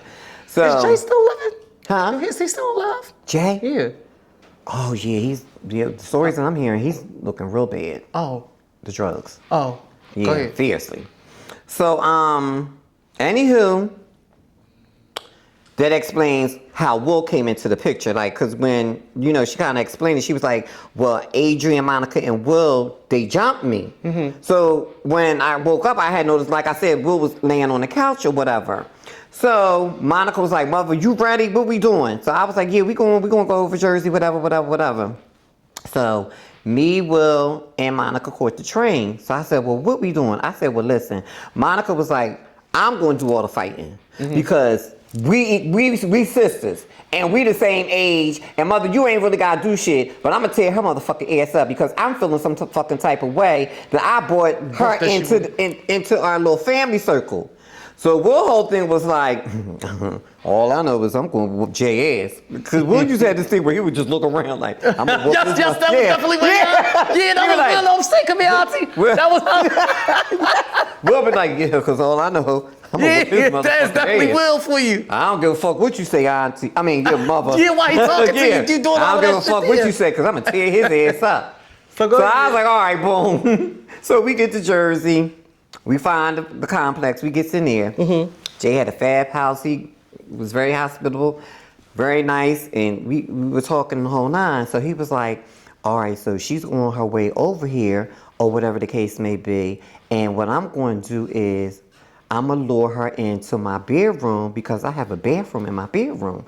So he brought us in the bedroom, and he had a bathroom in the bedroom, and the whole nine. He said, so I'm going to just kind of like lure her in my bedroom. And then, if y'all want to set it off, come out and do y'all. But then I was looking at Jay like, your house is fat, bitch. You really want all this going on in your motherfucking house? All that kind of yeah, because it was gorgeous up in there. He paid it. He was like, get that bitch. He said, because I really want to get her myself, but I'm going to handle her. So I was like, okay, cool. So ring, ring, ring. He picks up the phone. She was like, yeah, Jay, I'm close by. I'll be there in a couple of minutes. He was like, who you with? She was like, my husband, Jay. So Monica was like, oh, I'm going to get her. Monica was like, I'm going to get her. This bitch talking about her husband, Jay. Okay. Oh, Will was like, I'm going to get him. Mother, you just sit to the side. We going to do this. So anyway, she gets there. So we go in the bathroom in Jay's bedroom. So she comes in and she's like, hey. And he was like, hey, come on in. You hear Jay say, hey, what's up, whatever. Now, this was the kiki part because they said, after it was all said and done, Jay must have had a feeling something was about to jump off. Really? So he stood near the door the whole time. He stood near the door. But Nambi must never think, didn't even think anything was going to jump off. So she's in there, she's bragging. She was like, because he was asking her a question. He was like, well, Nambi, well, why would you do that to that lady? Like, why would you? Nambi, girl. Like, why would you? She was like, oh, he was my husband from the get-go anyway. He was your husband from the get-go anyway. It's not making sense to me. And so y'all just, you just moved in that lady's house And you and this man, y'all ran off together and you don't feel no type of way. Well, honey, she was giving they was going to break up anyway. And I was one of his original wives. And we just, we felt like we just wanted to be together. He was like, but where do y'all live at? What y'all got going on? Because they didn't have shit going on. All they was doing was trying to figure out where their next move was going to be, whatever. Okay. So he lures her into the bedroom. Now, mind you, Jay still at the door. Because he must have thought something was going to jump off. Nambi had no clue. So she comes in the bedroom. So we in the bedroom. I was like, well, what you want to do? What you going to do? So Will said, bitch, when I come out, I'm going to run in the other room and I'm going to tear Jay ass up. Monica said, Mom, you just sit behind me while I fuck Nambi up. So everybody was in the bedroom trying to figure what the fuck they was going to do when the door opened. So she in the bedroom and she was like, oh yeah, Jay, because we left that side house, Vidadini. We going back to the house of Ebony. And she was feeling it. So Monica said, she was in the bedroom. She said, could take it wait one more time. Let her say something. She was like, oh yeah, child, because we did what we did for Vidadini. It was cute. And we went to the house of Ebony. He was like, oh, you's a mess, Nambi. You fierce. And Monica said, yeah, you right, bitch, she fierce. She opened the motherfucking door. When I tell you, I'm not sure if she peed on herself because she was gagging so fiercely when we all came out the bathroom. Monica, Jay moved to the side. Will ran into the other room. They said Jay opened their door, said click, click, and ran and left Miss Nambi to get her ass whooped. He hit it. Mm-hmm. So Will was mad as shit. He said, that faggot run fast. So in the bedroom, Monica was the one who was really taking it to her. Okay. And she had every right. I was really supposed to be the one to tear her ass So y'all up. didn't jump her? No. Mm-mm. It was like... Did she say on the show y'all jumped her? Yeah, she said that, but it didn't happen like that. Y'all jumped that lady. No, I didn't jump her. We didn't. No. I'm going to tell you what happened. Monica was hitting her. She every time. Listen, we telling you, girl, that was her husband. It wasn't nobody else. Listen, I'm going to tell you really. Y'all jumped that lady. Y'all jumped that girl. No, we did not. Monica was tearing Nambi up. I stood back because Monica made very sure she had it. Because Monica was a little tough little cookie too. Okay. She pushed me back. She said, stay here. I got this. She was just hitting her. Every time she kept hitting her, she was saying, and this is for this. And this is for me bringing you into the house. Boom. She just kept hitting her. She said, bitch, you lied to me. Boom. Da-da-da. She just kept hitting her. So now Will is mad as shit because he couldn't get to Jay. So he pushed Monica to the side. So y'all and I don't even, no. I don't even play the Butch Queens even attacking the girls, period. Okay. And I didn't understand why Will like literally jumped in, pushed Monica to the side, and he just gripped her up like, bitch, you shady bitch. And this is because I couldn't get to your husband. And he was hitting her. Then he grabbed her by her hair, because she had a weave in, and he pulled some of her tracks out. So I knew it was getting, get the fuck Will off of her. Okay. So Will was like, yeah, bitch. Something he said to her, whatever. So this is what Monica said to me. Mom, you got the floor. Because they did their little ones and twos on her. And this is exactly what happened. I looked at her, and in that moment, I felt so motherly. Like, why would you do this? Like, you really think this motherfucker is the answer? Right. While she was there, like, because she thought I was going to hit her. And I was like, girl, ain't nobody going to hit you. But I took my foot and I kicked her in her ass. I said, bitch, you nasty bitch. You really think this motherfucker is the one? And if he did this to me and you think he's not going to do that to you, kicked her again. I said, but you know what? I'm done. You can have him because I guarantee you he's going to turn you the fuck out. I didn't hit her. I kicked her. She know I kicked her. That's all I did. So anyway, we left the whole 9. He wound up leaving her and went to Amber.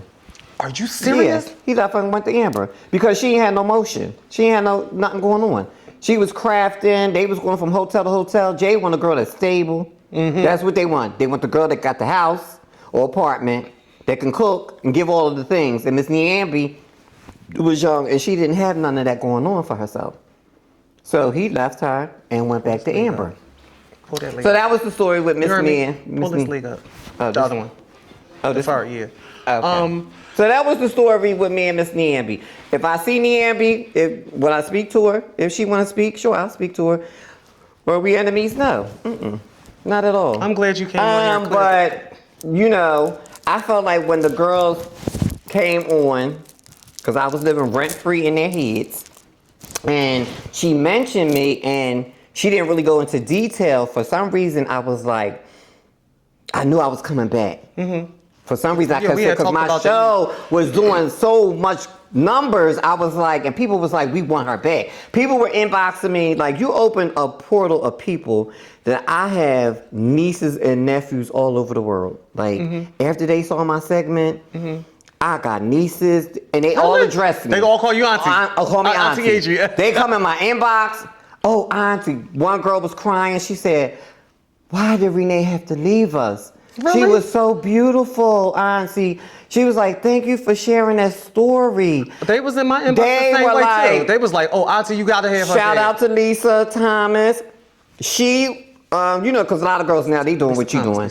They doing story times and they telling about the girls and, you know, ain't nothing wrong with it. I seen that on TikTok. Yeah, on TikTok. But wait, correct me if I'm wrong, she had a different story about Kelly passing, right? Or something like that. Well, she was sharing her experiences with Kelly. How she met. She said she never met her in person. Well, no, she said. She didn't say that? No, she said she went to Kelly's apartment with her girlfriend. Her girlfriend was getting.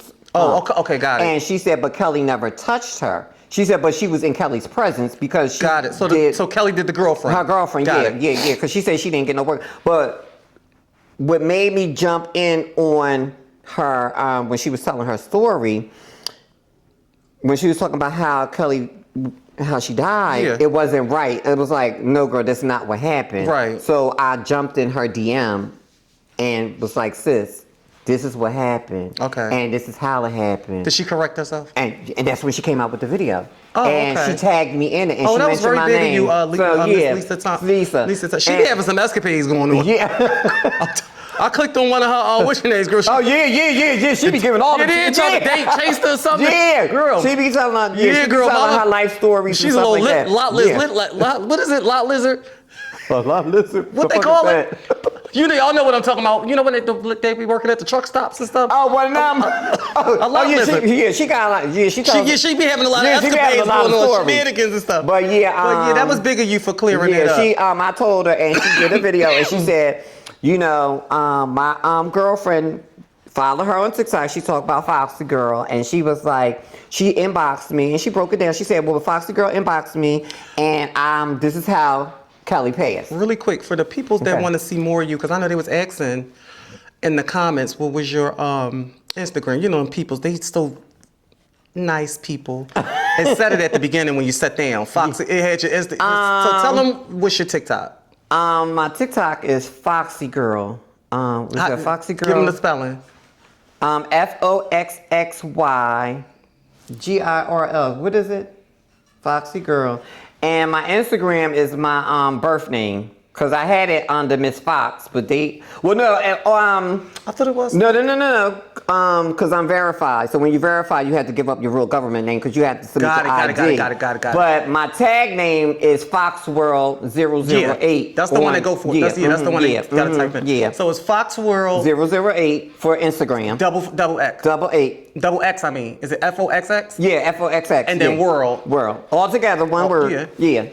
Girl, you gotta get better with having this stuff together. Oh, yeah. Girl, but see, that's why they relate to us. Yeah, girl. Yeah. Because they be like, they unfiltered, they just great. That's why they love us, girl. So anyway, so I'm gonna leave, like Kennedy said, everything I say, I'm leaving it on the floor. Right. And I ain't talking about it no more. So that. Well, we got some future endeavors that we had in talks. I asked you on the phone when we talked, what was this, last week? I was thinking about doing a show. Oh, you want to tap in today? No, I'm talking about like a spinoff. A spinoff, but a show, a weekly thing. I didn't know you because they think they love our chemistry, and I was thinking that I didn't know that you wanted to talk about it. I thought it was like a secret that you wanted to just pop out. You know with what? It. Yeah, but I know. Be on the lookout for more from me and Auntie Adrian. That's all. That's why I didn't mention because I think it'd be good because first of all I don't want to say old, but we seasoned girls. Yeah, seasoned girls. Use the word seasoned. Yeah, seasoned girl. Old. And then I think we should have I wanted to do it with Auntie Tote. Really? But doesn't she live in down in New Atlanta? York. It'll be some way we can make it. Some way we can probably make it happen. So you want to have her rotating? Yeah, have different girls rotate. Yeah. Okay. Something along those lines, like it. Yeah. She brought it to me, and we talked about it, and I was like, I'm on board. So yeah. I think it'll be good for them to like tea time. Tea time. Kind of like we said we were gonna come up with some names and figure it out or whatever. So that way it'll be both, or it'll be a joint thing instead of it being. Okay, so what's next on the docket? Right. What's next on the docket? Okay, well, so what's next on the docket is, and this is, I know, very touchy for you. I'm moving around. And almost to the point where we and you that's you. They're gonna be like, that bitch got my ass. What? So, shut up, boy. So, this is very touchy for you. Okay. And it's touchy for me because this is my sister and my best friend for many years, and me and you got into it a little bit. You got upset with me about Samantha, my sister Samantha. When she was on the show the first time, it was great. The second time, it went more in depth with her two things. She had an issue with you running up a water bill, allegedly. Okay. I can't wait to get to that. And then she's also said that you was having with her boyfriend. So, I'm going to just go ahead and give you the floor. Let me just give you the history of me and Samantha. Because people want to know, were y'all ever friends? Were y'all ever niecey, auntie? It was never that with me and Samantha. She always, with the squeaky voice, she always called me, Miss A! Miss Adrian! That's how she talked. This is only two girls that got that voice. Her and Buttercup. Oh, we fucking both knew instantly. Love you, Buttercup. But girl, that fucking voice. Okay, so background history with me and Samantha. Let me just clear this up. Go ahead, listen. Let me say this. Go ahead. You can say whatever you need to say. Yeah. I'm not. Don't act like I'm not even here. Would have been like, and you ain't gotta pick and choose. Carrying on. But we addressing it. I know how to address it. Listen. Okay, so backstory on me and her. Because this is your story. Yeah. Backstory on me and her. I remember seeing her when she was young queen. Let me ask you a question. Did she ever used to go to beauty school when she was young? Because I had caught her in some scrubs. And I was in my car. This was in South Philly, way back in like early 2000. Early 2000. And I seen her and I was like, ooh, she's tall. And I was like, but she giving realness a little bit, giving a little realness or whatever. And I was like, but she mixed with something. And Whitney, my sister, she knows all the girls. Like, I don't be knowing these girls like that. She know all the girls. So I remember telling Whitney, I was like, yeah, I just seen this queen child. She was pumping up and down the street, Miss Thing. She had on some scrubs or something. I don't know if she go to beauty school or she had I don't know what it is, but all I was telling her who she was. Whitney already knew off back I was talking about Samantha. So I was like, oh, okay. That was it. Asked about her, inquired about her. She told me who she was, and that was it. Now, speeding up in like the early 2000s, I became the moan lady of South Philly, right? Tina had it on lock in West Philly. I had it on lock in South Philly. So I was selling shots, pills, and the whole nine. So my name started ringing. Girls were getting access to my phone number, and they would be calling me, Auntie. What you got? What you selling? Whatever. Yeah. So I get a phone call one day from her. Ring, ring, ring, ring. Miss A. Because we was never auntie niece. Never. We was never auntie niecey. She just gave me Miss A. I heard you sell moans. I was like, who this? And she was like, Samantha. I was like, oh, okay, cool. I said, what you need? She told me what she needed and the whole nine. I was like, where you live at? And she had told me where she lived at. So my boyfriend, he needed some weed. And while she was on the phone, I was like, you know anybody up that way that sell weed? And she was like, oh yeah, my boyfriend sell weed. You know, that's how she talked. My boyfriend sell weed. You sound just like it. My boyfriend sell weed. So, you know, come up here and I got you. I was like, all right, cool. So she gave me the address. Now this, she wasn't living at her mom's house. This is when she had the house on 17th and Tasker. Okay. Okay? I had heard stories about that house at 17th and Tasker. What kind of stories? Stories about it's a bunch of the girls, trans boys up in there. They said sexy Lexi lived there. She was dealing with that boy Army. All this was going on. They said the girls was working the clients. I think they said somebody bust her windows out because they wanted their shit out the house. Something happened. It was a lot going on. There was a lot going on. Girl. So I knew about that house. Okay? You know, only one girl. It's no shit. There's only one girl that can live in that house, and then it's like, baby, I don't want that bad juju. Yeah. From somebody come from some previous so my shit. whole thing was, listen, my whole thing was, let's just wear me out. My whole thing was, I'm getting in, I'm getting out. Oh, it was supposed to be a temporary thing. I'm going in, give that girl hormones, and I'm out because I heard about this house. Oh, you mean before you moved out? Okay, go ahead. Okay, this way before I even moved in the house, good. I was selling her some hormones. So I get to her house, boom. She comes to the door. It was all smokes and mirrors in there. It was like, there's a lot going on. I said, bitch, here's your moans, girl. Give her like, here's your moans. You know, I need my coin. She gave me her. She said, well, come on in. Come on in. You ain't got to stay there. Come on in. So I comes in, and she gave me the money.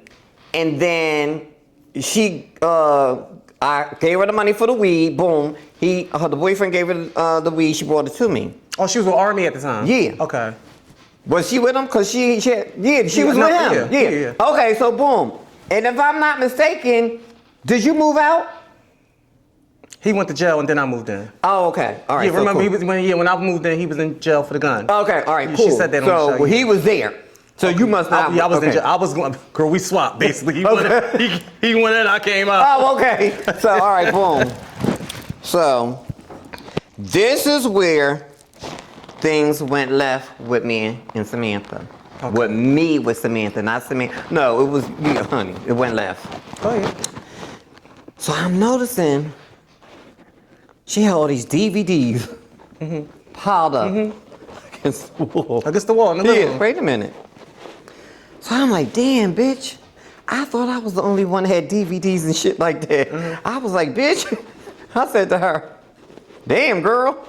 You got a lot of DVDs. I thought I was the only bitch that had all the DVDs like that. And she looked at me and she said, yeah, Miss Whitney sold me all your DVDs. They all yours.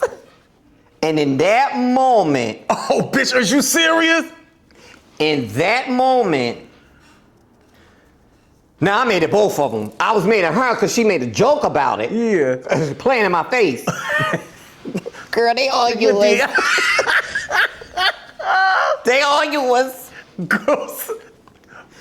Now I made it Whitney because Miss Whitney was getting me, selling all my shit.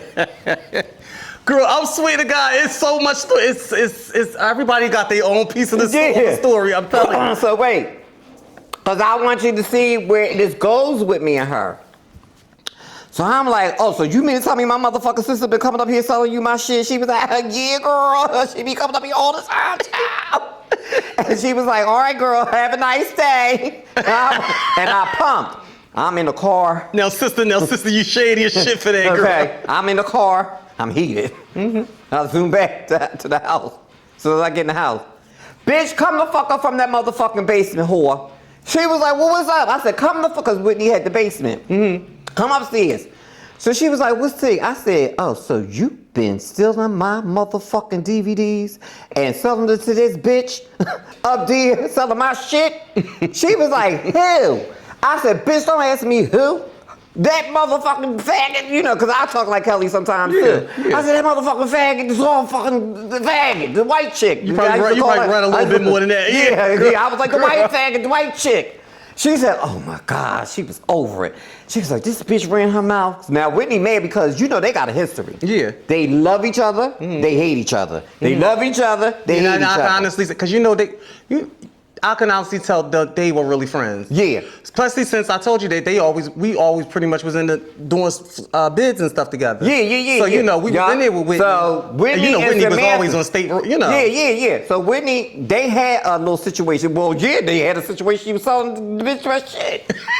So, Girl. listen, after that, I had vowed that I was selling that bitch no more moans. Because I said she played in my motherfucking face. It'll be the difference if she was like, oh, I feel bad. Because your sister be selling me your shit. Girl. But she was like, girl, that's all yours.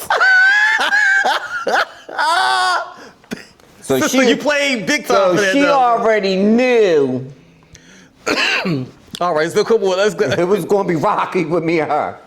Now, this is good. I didn't hear of a Samantha after that situation. Couple of years, whatever. Never thought that her mind. She never crossed my mind. I would hear stories though about when she was living at her mother's house and how What? it was sex, drugs, and rock and roll up in that room that she had downstairs. The trade and the girls and getting high and all the things. All that was going on when she was living with her mom. But I didn't meet her at her mother's house. I met her when she had the place on Tasker Street. Okay, cool. So, ain't seen her, heard of her, years, maybe, I wouldn't say years, but like maybe a couple of years. 2, maybe 3 years. I wound up moving on 15th Street, off of 15th. I remember. Reed, Yeah. around that area. Right on the close to the corner. Yeah, on the corner. Right. So, honey, you know, mother was That's always. when King Yates? We home talking me, huh? Yeah. Around that was time. daughter. Yeah. We started off Auntie Nisi, but we bonded, became daughter, mother-daughter. So, this lash is wearing me out, bitch. But anyway, see, they like all that. The lash was at the hair sitting on it. They like all that. They like all that drama and carrying on. Yeah. All that femme queenism. Yeah. So anyway, never heard nothing about Samantha. Because we don't have no history of us going back and forth with each other. So, this was the time I was coined up. I bought me a convertible, honey. I'm coming home one day, drop top down, coming from shopping and all the things. I'm pulling up. So this little young boy see me. What's up, Mom? What's going on? Da-da-da-da-da-da-da. So I'm like, what's up? You know, selling and giving him all the things. You know, what's up? And I'm, hitting a button while the roof coming down, coming over. Just showing off, just giving all that. So he was like, what's up? You pretty as shit. Da-da-da-da. So what's your name? So I was like, small talk, giving him my name or whatever. So Kanye was always with me, but she wasn't with me when I was out and about. She was in my house, in my apartment, so she came outside. It was on the summertime too. She had came out because she must have heard my voice or whatever, and she started laughing. She said, oh, honey, mother, he's a mess. So I was like, oh, you had him? She said, girl, but he was trying to holler at me. I was like, oh, for real? She was like, oh, yeah, I think, if I'm not mistaken, because he was like leaning against my car, but she was like giving me heads up. She was like, I think, he messed with the child around the corner. I said, oh, bitch. She said, the Samantha child. I was like, this whole child? She's like, yeah. I said, oh, child, please. And that's how I looked at it, because me and her was never nothing to each other. I just looked at it like, oh, child, please, whatever. So I walked over to the boy, we talked. Also, this is the first time you taking some accountability. Yeah. Oh. But no. Oh. But this is what I said. No, I'm being a kid, Yeah. I was saying, oh, child, please. I just showed up today. I, still in the back of my mind. You don't owe her no loyalty. I get it. Right. Y'all not sisters, still in the back y'all of my not mind. friends. I always looked at her like, when she tried me since that DVD shit, I was like, go child, pay it. So he was like, but I had to get confirmation first. So I was like, so where you stay at? He said, I'm in between places. I said, what you mean? He was like, I live out Southwest, but I stay with my chick. She in a rehab right now. Okay. So I was like, this girl be in and out of rehabs I be hearing. She was in a rehab. He said she in a rehab, but I stay there because I look out for her mother. I do tours around the house or whatever. Mm-hmm. So I was like, oh, so you mess with that girl, what's her name, Samantha? And he was like, yeah, but it is what it is. He was like, he was breaking it down to me. He was like, I really can't take her and her addiction and all this stuff. So he was like, I really don't know if we're going to be like that with each other. He was just breaking it down to me. But the boys be lying. Typical boy stuff. Typical boy shit or whatever. So he was like, so what's up with you? I was like, ain't shit. He was like, you got a man? I said, I just broke up with my boyfriend. And I was like, but I'm single or whatever the case may be. So he was like, well, give me your number. I said, you sure about that? I said, that child, she in a rehab. He's like, look, give me your number. Give me your number. Gave the boy my number. Blowing me up, calling me, texting me, blowing me up. I think I might have let him come over maybe 3 days later. I made him sweat me a little bit. Mm-hmm. So I let him come over, we smoked some weed, whatever, and we did a 1-2. I was done with him. I ain't want him no more, because it was just that with me. It was like, I never was a girl where I felt like, oh, I'm going to snatch him from her. Mm-hmm. I'm going to make him my husband. I'm the better choice, and whatever happens is going to happen. Okay. It was never given none of that with none of these niggas. It was a one and done. It was one and done. So she comes home early than what he was telling. She pops home. Typical shit. Who you fucking with? What was you doing when I was, she probably grilled him in the whole I mean, like any girl would do when they come home. Yeah, that's what we all do. Because I ain't even do that shit. Yeah. So, boom. My number pops up in the phone. She like, oh,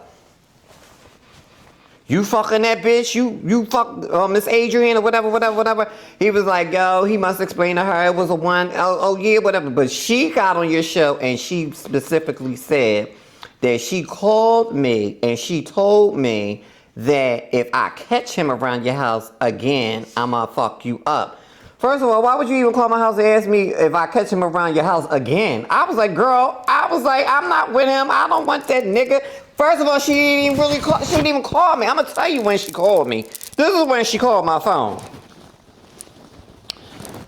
One night, no, it was early morning, I hear this argument in front of my fucking door. It was like around about 7 o'clock in the morning.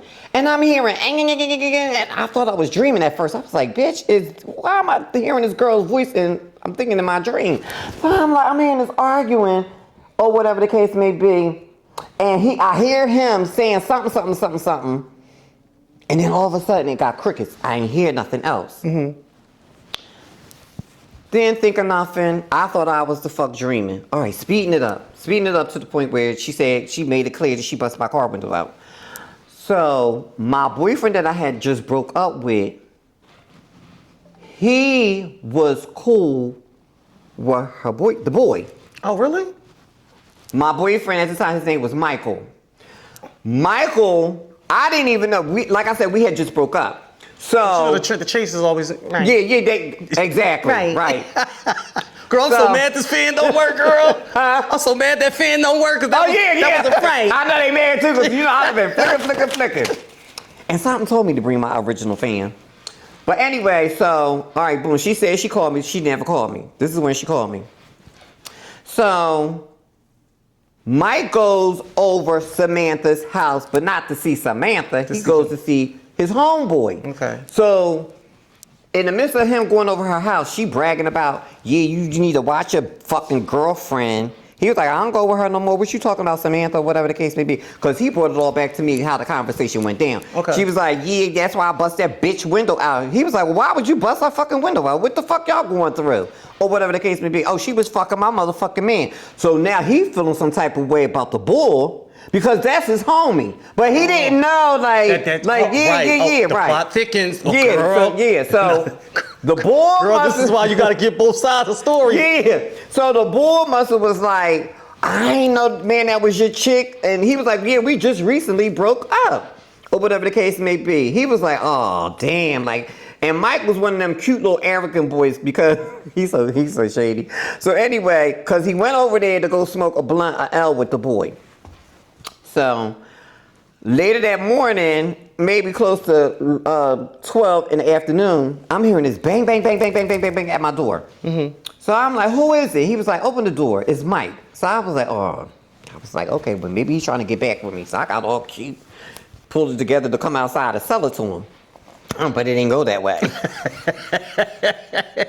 Yo, Mike came to motherfucker let me have it.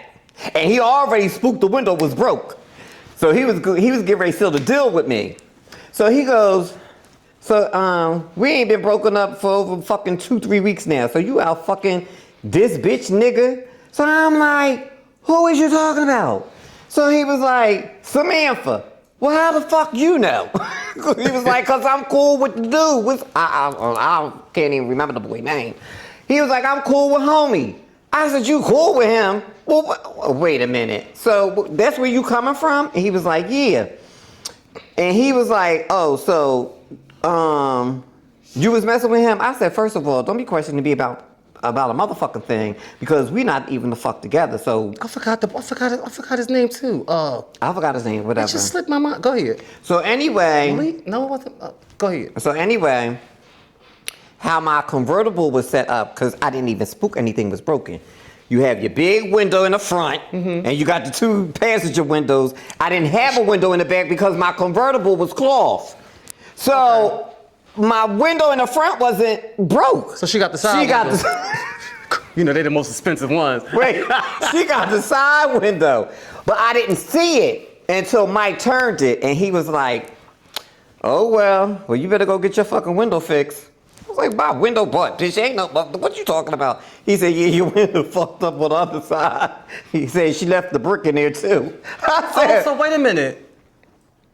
Go ahead.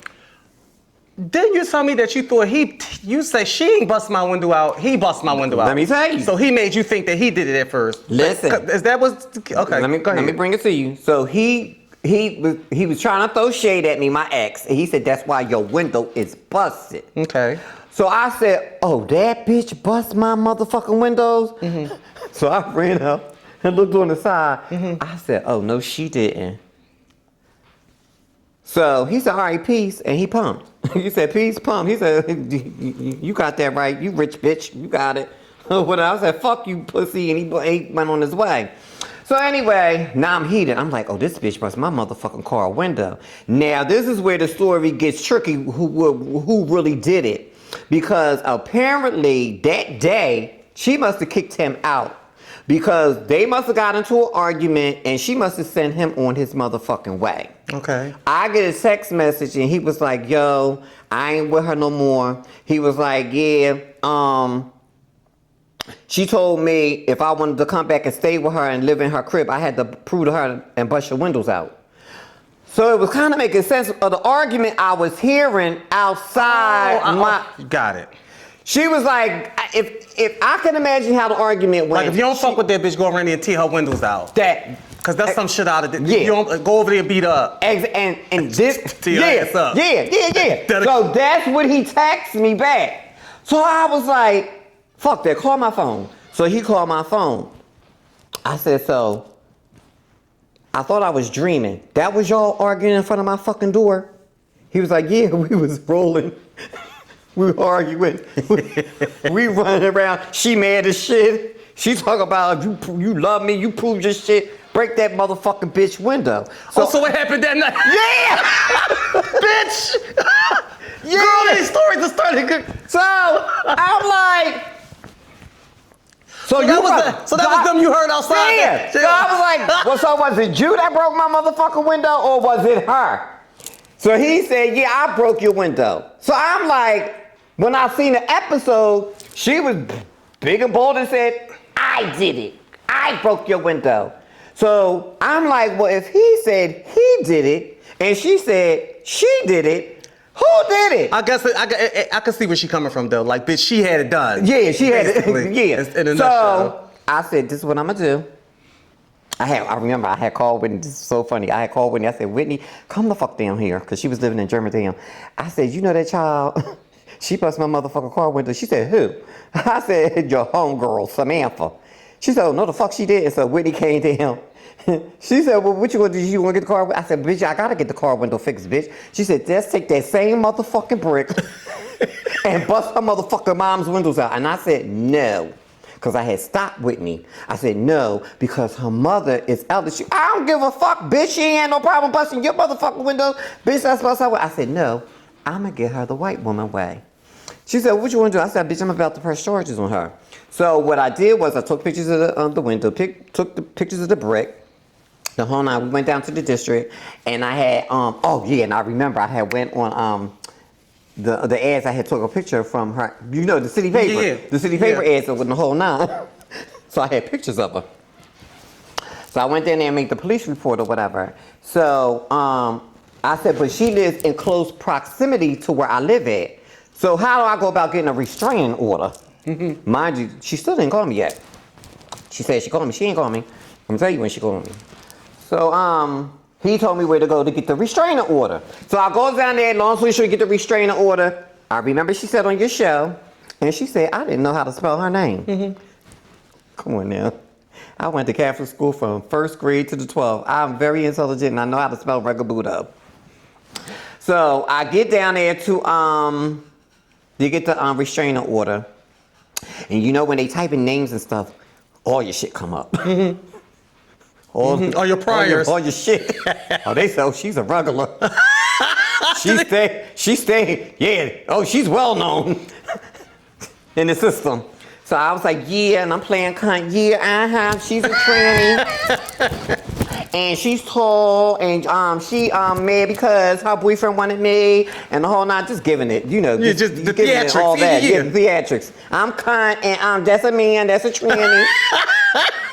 And all of that, because I'm cunt. I'm like, you gotta sell it. I'm You're like, you're scared for your life. Yeah, girl. I'm destroyed. She's big, and she's gonna tear me up. Oh, that bitch is gonna eat me, I'm scared. Girl. And she lives like 5 blocks away from me, Miss. Yeah, and she tapping. She said, you got your $100? Oh, yeah, right here. Pulled it out, gave her the money. How I found her address was through Whitney. Whitney knew her address. Whitney stayed going over her house selling stuff to Mr. Laura's and Samantha. So we get the restraining order. But before we even went down there, we went where's that place where you get your windows fixed for your car, the junkyard. We went up there and got the shit done or whatever. And then we went straight from there and we got the restraining order. So they gave me mine and they said we're going to serve her tomorrow, the next day. We're going to give her, we're going to serve her the next day. So I was like, cool. They said, so I said, yeah, I'm going to set her up. I'm going to get her so mad, she going to want to come around my motherfucking house. And I'm going to call the cops. Like, there she is. Get her. Girl, are you serious? Yes. The games we used to play back then, girl. The femme queen, girl. Yeah. Nobody doing like that. Stunt with you? Huh? They said Samantha did a stunt. Russell told Samantha. They said she set her ass on fire and ran down the street and said, you did it? Yeah, girl. She was a menace. Oh, yes. We gonna get it today. Oh, wait. But girl, the old girls you yeah. Baby. I said, bitch. I said, I know how to get her. I'm gonna get her so mad, I'm gonna make her come around here. As soon as she come, I'm gonna call the cops, get that bitch. So, she got the restraining order the next motherfucking day. And that's when Samantha called me. You think that's gonna keep me from whipping your ass, bitch? Sister Willie, girl? You think that's gonna get me? That ain't gonna stop me, bitch. The fuck is wrong with you? Kareem, his name Kareem. That was his name. Yeah, she said, I'm gonna get you, Miss Adrian. I said, oh girl, please. You come near my motherfucking house, bitch, you going to come together. Okay. After that, no more me and Samantha. I'm gonna bring it up to when I moved in her house. Hadn't seen Samantha, ain't hear from Samantha, talk to Samantha. She ain't play on my phone. It gave that one time she said what she said about, she said, when I see you, whatever, that was it with me and Samantha. Couple of years go by. This was on the time Stacy passed. Okay. Whitney now she's in a recovery house and them girls they stay in the Morris home. I just wish they get off that shit. That's all I'm saying. Well, for the record, my sister has been doing extremely well for these past few years. Good. I can honestly say that. Yeah, but honey, when you I get to the house part, I'm gonna tell you how tricky she was. So anyway, hadn't seen her, none of that. When he was like, oh, I get to come out today, my sponsor, girl, you know, the sponsors got to take them around, make sure that, you know, they don't run off and go cop and all that stuff. So they got people to take them around shopping and things of that nature. So when he was like, come on, meet us at Miss Kitty's. You know Miss Kitty? She had passed away. The lady used to do the nails on Kitty. Yeah, Kitty. Yeah. So she passed away. Yeah, she had died. That was a big story. Yeah, Miss Kitty. Not Vivi. You mean Vivi? Vivi. Where I get Miss Kitty? Kitty, because Kitty was the other one. We used to always see each other. Kitty. Mm-hmm. Yeah, but no, we talking about Vivi's. Okay. So when he was like, we gonna go down there and we gonna get our nails done. So I was like, well, do you I said, well, you know, when Stacey had passed, and I don't want to really touch on that because her story is really irrelevant. But that's when I Wait, what happened with you and Stacey? Oh no! Ain't nothing wrong with me and Stacey. I was just saying I don't want to touch on her passing. It was just that when I ran into Samantha was when she had passed and everybody was preparing to go to her funeral. We was getting our nails done. We was like, yeah, we want, you know, pay our respects to Niecy. Man, Stacey, we was always cool. Mm-hmm. Very respectful. And me and her, we both Aries girls, and we had this little thing together. I said, yeah, because only Aries bitches can do it best. And she's like, that's right, auntie. Because, you know, she was the Aries girl. That was the little thing that me and her shared. Her birthday's the 4th. When we used to see each other. 4th. Mine's is the 7th. Got it. So, Right. So anyway, run into Samantha. Now, she made it clear on the show that I was ditching and dodging her. How the fuck was I ditching and dodging you, girl?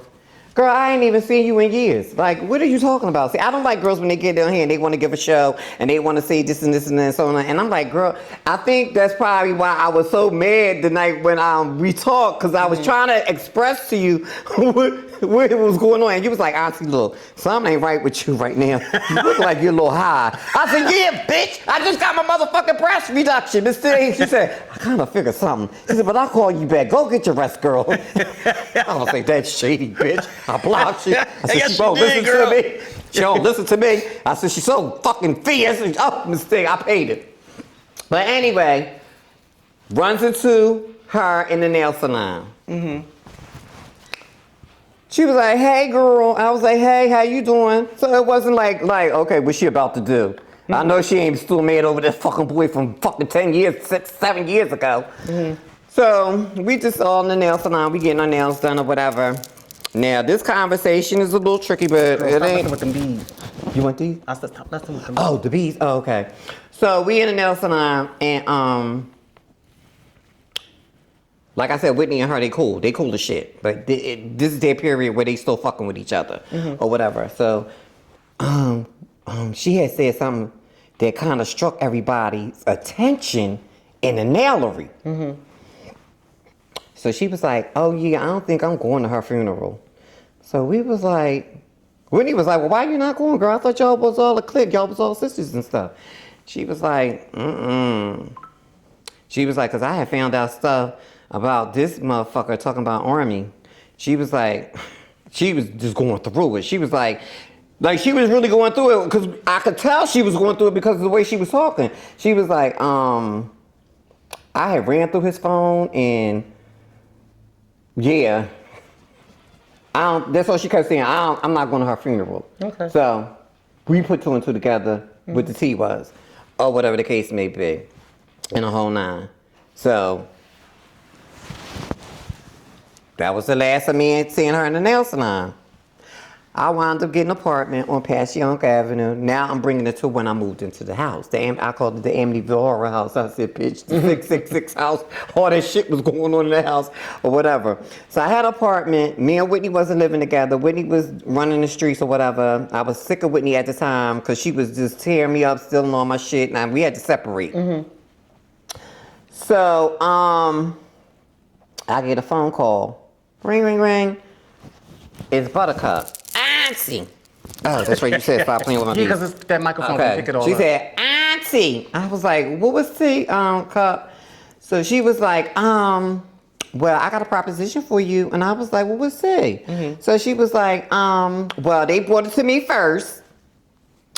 And I said no, because I live on Broad Street and I make all my coins down on Broad Street. So, but I know you like living in the hood and all that. I was like, well, get to the motherfucking point, bitch. And she was like, well, Miss Dolores is renting her house out. I said, Miss Dolores? I said, Samantha, Mom? She was like, yeah, she got a house on Tasker Street. I said, oh, I instantly chopped that. I was like, I ain't moving there, bitch, no. It ain't basically had anything to do with Samantha. I was just like, oh, no, child, I ain't moving The house there. itself. Yeah, the house itself. I was like, oh, no, girl, I ain't moving there. I instantly chopped that. She was like, I know y'all still not arguing, beefing over that stupid-ass boy from years ago. I was like, oh, no. We good. I've seen her a couple of times. It wasn't giving none of that. I said, I just know I don't want to move in the house or whatever. She said, well, just think about it. I said, well, how much Miss Dolores want for the house? She was like, $1,200. I was like, oh, that's cute. That's not big. How many bedrooms? And she was like, I don't know. I think it's like 3 bedrooms. Yeah. She was like, I think it's 3 bedrooms. I said, oh, okay. I said, well, let me run this across Miss Whitney, because I know Miss Whitney and Miss Dolores, they cool as shit. So I said, Whitney, Miss Dolores is, you must be cold. It is, yeah, I got you. Oh, okay. So I turned to that heat is to be too much. I don't like the heat, you know. Oh, okay. So I said, I told Whitney, I was like, and Whitney was all happy. She was like, oh, sister, we get to move back with each other again. And I said, honey, I didn't say I was moving in the house. I said, but what you can do is have a conversation with Miss Dolores and find out what's tea. She said, all right, bitch, I'm going over there tomorrow. Miss Whitney goes over there. She busting it up with Miss Dolores. She telling Miss Dolores, oh, yeah, I get diva grants. I get all this money for like first and security and all this stuff. And you know, my sister, she makes money down, all this stuff. And, like you can afford the rent. Yeah, we can afford the rent and the whole nine, you know, giving all that. So she said, as a matter of fact, I'm going to call my sister. I'm going to have her on the speaker. So she had called me, and Miss Dolores was, you know, she said hello, and I said, hey, Miss Dolores. She was like, yeah, you know, I'm trying to rent my house out, this, that, and the other, and so on and so on. And this is exactly what I said to her mother. And one thing I will say this, I respect my elders. I would never, ever do a stunt like that, as far as when she got on here and she said my mother would never accept her apology because of the fact that she ran a water bill up. Let me tell you the stunt. She did. She also. Okay, go ahead. Let me tell you the stunt. Now, this is before I moved in. I had a conversation with her mother, and this is what I said to her mother. I said, Miss Dolores, me and your daughter had an issue years ago. I said, I don't really know where me and her stand, but I would have to have a conversation with her before I even think to. That's womanly. That's the lady. Before I even decide to even, you know, think about it, consider it, or whatever. So she said, okay, I'm gonna give her your phone number, because you know she keeps a cell phone with her in the rehab or whatever. So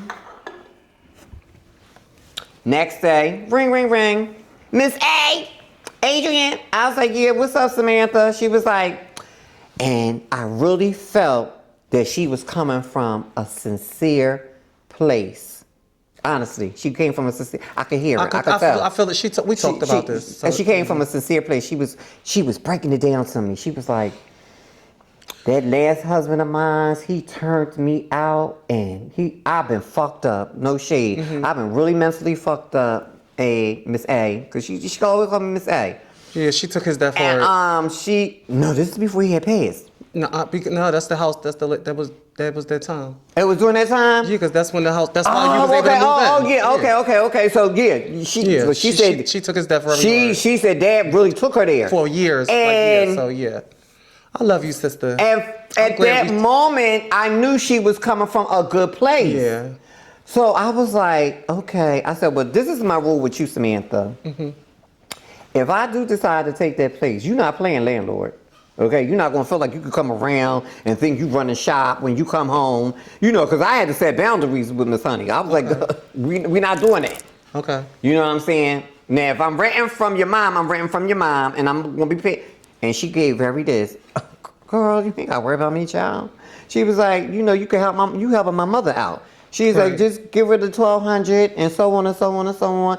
we good, girl. Like, she said, I'm not even in that space. Like, I'm on some other shit, Miss A. You know, she was giving all that. And I was like, all right, cool, Samantha. I was like, cool, I'm glad we had this conversation and the whole nine or whatever. Boom.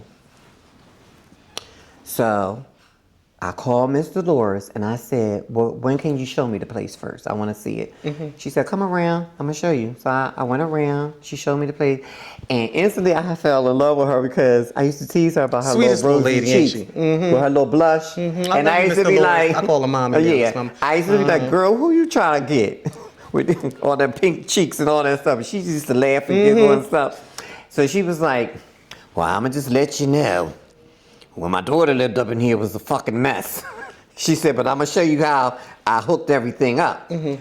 So she opened the door, and I came in, and I was like, oh, bitch, because I remember coming here, it wasn't giving none of this. This is lovely, Miss A. I said, oh, bitch. So you know what? I haven't been in there since I moved out, so she must have did some remodeling. It was fair? Oh, yes. Oh, okay, go ahead. She reeled me in. I was like, oh, bitch.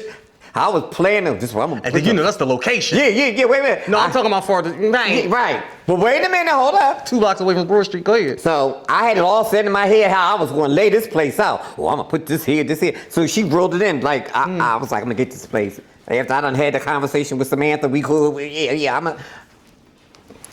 Well, what's up with Whitney? I said, now, here's the thing. I said, I already had money on deck, but did you fill out the paperwork with Whitney with the Diva Grant? Because that's $2,500. She said, oh, yeah, we did that the other day. Okay. I said, Miss Whitney fast. Mm-hmm. I said, I said, she fast. She quick. I said, I ain't tell her to sign shit. I said, but I laughed it off a little bit or whatever. So I said, so when you make up the lease, make sure you put her name on it because she has to she has to show proof that this is where the money is going to, and her name has to be on the lease. Now, no shade, your sis got on the show, and she said, I think she said, we didn't even have a lease, and we didn't give up the security deposit. Yeah, wait a minute, and then I said, this is no shade, I said, Whitney, I need you to see this episode with Samantha. You've been around her, y'all used to get high together, y'all used to do y'all ones and twos, and if anybody know what to look for, I said, is she high? I said, watch the show. And watch it carefully. Is she high? Did she just take a hit or something? Because I noticed you was fixing her hair. You was like, come here, girl, let me get you together. Okay. You was like, it was 35,000. No, but we wasn't. Yeah. But I was just asking Whitney. I said, dissect it. Is she carrying on? So she was like, yeah, because I've been getting high with that girl for a long time. We was cocktail. We was sitting there drinking. Yeah. So she said something going on. Okay. I can't pinpoint it because she gave her props. She said she looked good. Yeah, because she said she looked good. Yeah. She said, but she said, I know how to camouflage and I know how to turn down. You would never think I was getting high. So I was like, well, shit ain't adding up. She said, shit ain't adding up, girl. She said, she's just sitting on there, bold-faced lying. She said, I wish I could lose some weight. This is exactly what Whitney said. She said, I wish I could lose this, because Whitney kind of big now. Okay. She was like, I wish I could lose this motherfucker weight, because, bitch, I need to go on her motherfucking show. Because she was like, because I'm going to tell the real motherfucking shit about what happened. I was like, no, girl. I said, I got a feeling I'm going to go on Lexi's show. Don't even worry about it. Don't even worry about it, because my numbers is running, and they requested Auntie to come back. So, boom. Miss Dolores was like, well, the check is going to come in within 3 weeks, but if you want to move now, how much money you got? So I said, I got a cute 2,000 on me. She said, okay, I'm going to have my oldest daughter make you up a lease. I already know the check is good because Whitney's good people, and I know about the Mazzonis and all of that. She said, so I'm gonna let you move in early. Bring me that 2,000, and I'm gonna have the lease up. My daughter, her oldest daughter, is gonna make the lease up, and I'm gonna have you the keys. I said, you sure? Because I want to make sure. She was like, yeah. Now she got on the show. She said, "Wasn't no security girl. The security deposit." I think what she because we talked afterwards. I think she meant more so first month, last month security. Yeah, but it wasn't all. No. What it was she didn't know that I paid my half, but we was waiting on Whitney's check to clear. Because all of that would have been first, last, and security. Got it. So I went, met up with Mr. Dolores. She had the lease. the whole 9, and she gave me the keys. I didn't move in immediately. I just was like, I got the keys. And mind you, I didn't even tell Whitney that I had the keys because, you know, I had her thinking like, we just gonna wait till your check comes. Right. Now, I had to get it in my mind to get the U-Haul, what I was gonna do. My son, Steve, he ain't my son no more, but he was my son at the time. Who are you talking about? Yeah, Steve. He was going through some shit and he was like, I'm gonna need a place to stay. So I was like, well, it's a 3-bedroom house. But see, Steve and Whitney wasn't getting along at that time. Mm-hmm. So I didn't tell Steve. Me and Steve had got into it around that time too. What? Oh, okay. So I didn't tell Steve that Whitney was moving in. So Steve had in his mind it was going to be me and his place. Okay. Me and his house. Anyway, speeding it up. So I called Whitney and I said, this is what we're going to do. You're going to be the last person to move in. Mm-hmm. Let me move my shit, decorate it, get everything cut on. Then I'm going to have you come and move your stuff. And she was like, well, how long is it going to take, sis? Because I want to move in now. I said, no, sis. Let me do what I got to do. Because you too fucking fast. Like, you know, this is how me and my sister be. That's how we roll with each other. So, I got the cable cut on. I got the gas cut on. I got the electric cut on in my name. But here was the tricky part. I was like, but Mr. Lewis never mentioned nothing about paying water bill. So I'm thinking like, well, okay, bitch, we locked up moving in this house, bitch, because she ain't asked me about no water bill or no the cutting the water on or nothing. Because I was paying rent and paying my utilities and nothing never came out with the water bill. So I'm telling them. I think it's because, you know, when you renting instead of owning. This is where it's. Oh, go ahead. You would know. I ain't taking sides. I'm just. Baby, this is where it all begins. 2 months in that house. We used to have prayer services. We used to play gospel music. We used to say, we going to shout these demons out this motherfucking house. We speaking in tongues and he said, whatever. We carrying on. Carrying on up in there. I said, we getting all them demons out that was previously, that was used to live here in this house. 2 months into the house, one morning I'm hearing this.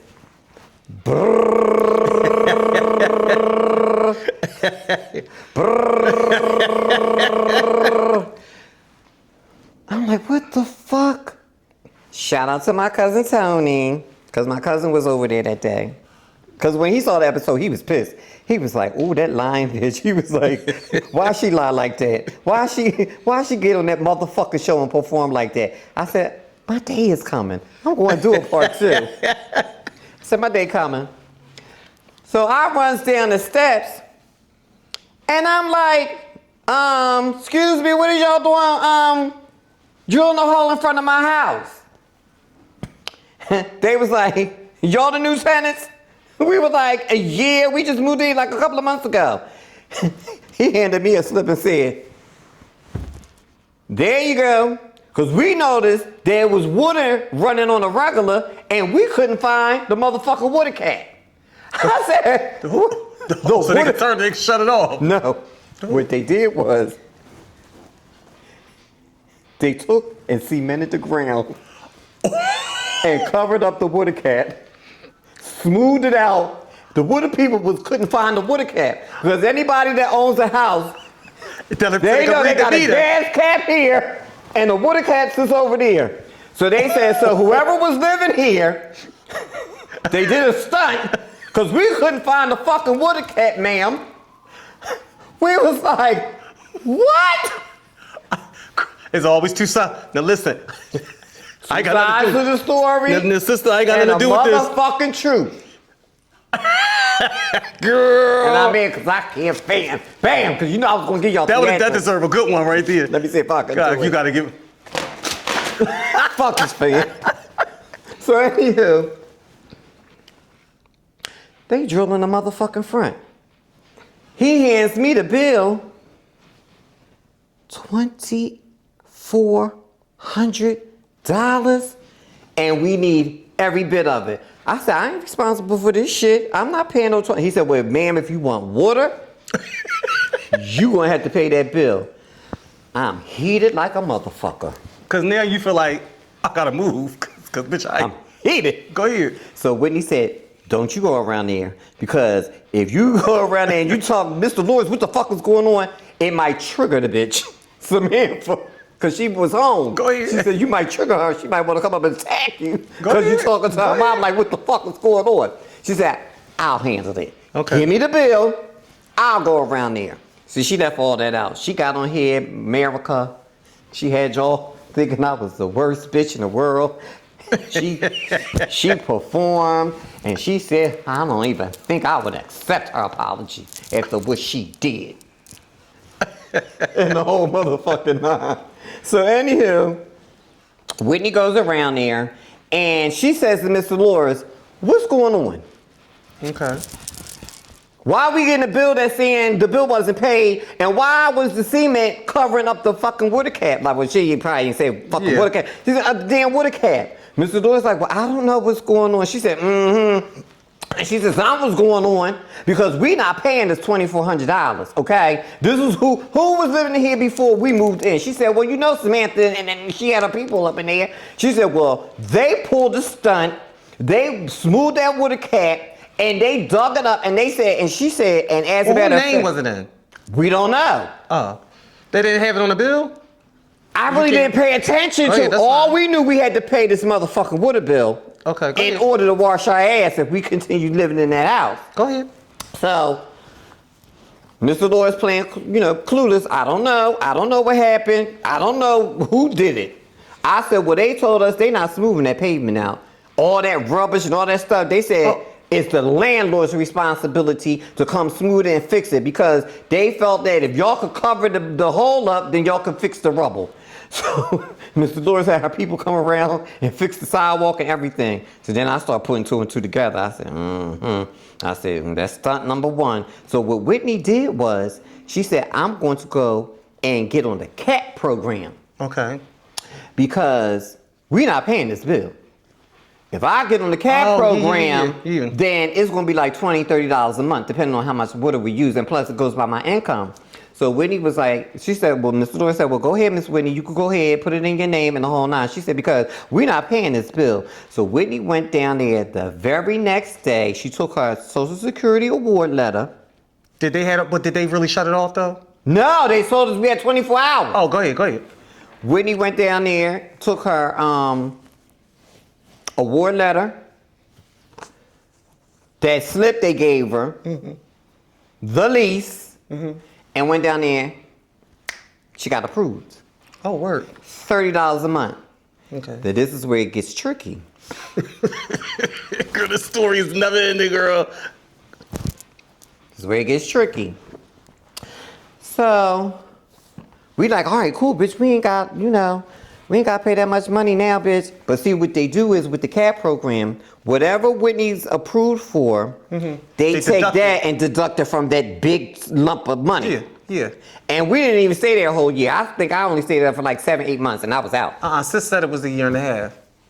A year and some change. She's lying. I told you she was going there performing. No, my sister was.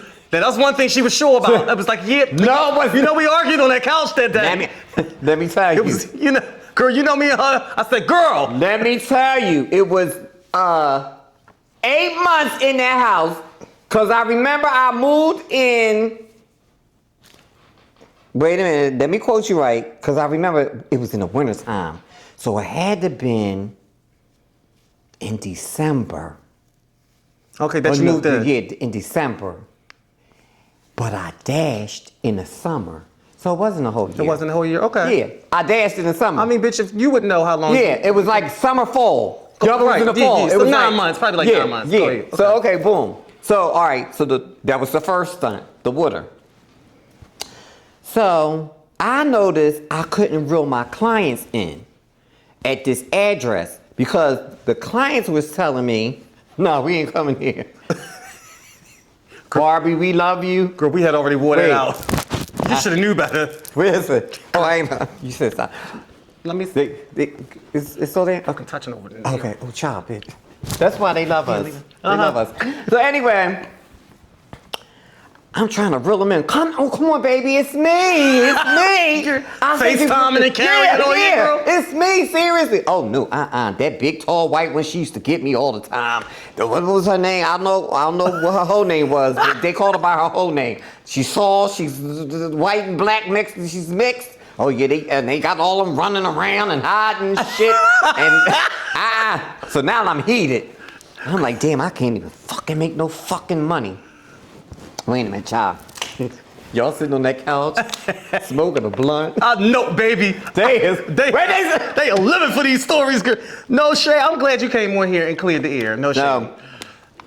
And anybody that you talk about that's friends, I mean, this is your story. Yeah. I don't really. And I ain't coming on your story to cap and lie about motherfuckers. Just tell me. I'm telling it. Because they left y'all on a cliffhanger. And I had to come and tell my story. Oh, you warmed the fuck up now. So, okay. So, wait a minute. So, okay, boom. So now you can't. So wait. So now I couldn't get no more. I couldn't get no coinage from these very tricks. far and few in between. Yeah. I ain't used to that. I'm making thousands a day. I was only making like 200-300. I ain't like that. So I was like, bitch, it's time for me to hit the road. So I had made it clear. Now, okay, so so she started mentioning people that was living in my house. Okay, but it was only one way Miss Samantha knew who was in my house. Whitney. No. Stay tuned, y'all, because I'm going to tell you how she knew everything. So, Steve had the bathroom. Qua, you know Qua. You used to date Qua. Yeah. Qua had the middle room. I had the back room. Whitney was in the basement. Boom. That was the family. So I had to go on tour and make my coins. I said, I'm going to go on tour every other week. And, I'm going to make my money. So, the weeks that I was on tour, here it comes. I know they probably saying, girl, this bitch, she's giving up all the tea. I just thought I think I know where you about to go with this. Yeah, wait. They probably like, this bitch can blow up all my shit. Yeah, honey, because I'm, okay. So, while I'm on the road, y'all, making my coinage,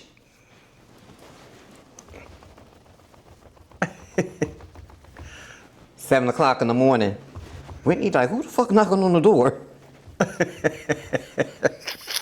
Bitch, open up. Whitney like, what's up, sis? Because they were sis. They called whatever they called each other. Bitch, I got some shit. She like, bitch, ain't you in recovery? So Miss Samantha, and they kept it a secret from me. She was coming around. She said, your sister here? She on the road? She's like, yeah, she'll be back in a week. They was getting high together. They was getting high together. Oh, so that's how she knew the whole layout. That's why I told she knew the whole blueprint. Right. That's how she knew who was living here. Girl. So, she puffing and carrying on with Whitney every chance she could get when I was on the road. Now, this is how it blew up. This was stunt 2. No, stunt 2 was you not being able to make making a coin. This is stunt 3. Yeah, I'm keeping track. Keeping track. Stunt 3. So, Samantha reports to Mother Dolores. Guys, we are back for our final segment with Auntie Adrian, and I know this has been a roller coaster of a good fucking time. But where do we leave off at? Okay, so I put the stuff in the mailbox. So I know her mother was feeling some type of way because she was like, "Oh, this bitch moved out without me even knowing," and I was expecting that $1,400, and she left my motherfucking house a mess. So I get it. Yeah. So.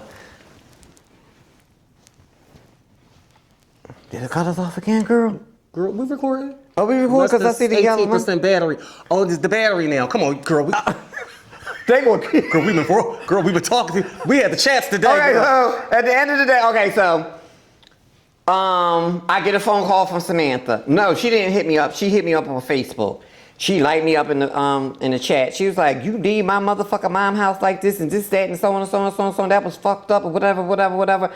I was like, Miss Samantha, all the stunts you pulled when you was in my house, getting high with Whitney, wanting to fight Whitney, and all the things that was going on. I said, and girl, listen, I was out, I left, and yeah, whatever. And mind you, she never said in the text anything about water. Mm-hmm. She was just mad because she said my mom had to hire people to clean the house out. Got it. And the stunt you did was fucked up. Okay. And then she was like, and then there was a medicine cabinet full of medicine. I said, that wasn't my medicine, girl. That was my sister's medicine. Girl, you know how to read. That said Endowog Morris, honey. Mm-hmm. Okay, so you know it was her medicine. Because she tried to put it out there like, oh, I seen this HIV medicine. And she tried to make it seem like it was mine. Okay. I said, Miss Samantha, you need to stop with all that carrying on the thing. You know whose medicine that was or whatever. So anyway. Sister girl. But who shut it down was my daughter, Shia. Shia had seen a post that Miss Samantha made on Facebook. Mm-hmm. So Shia, you know Shia? Mm-hmm. Shia, I've heard. Yes. Ooh, girl, she's a battle cat too.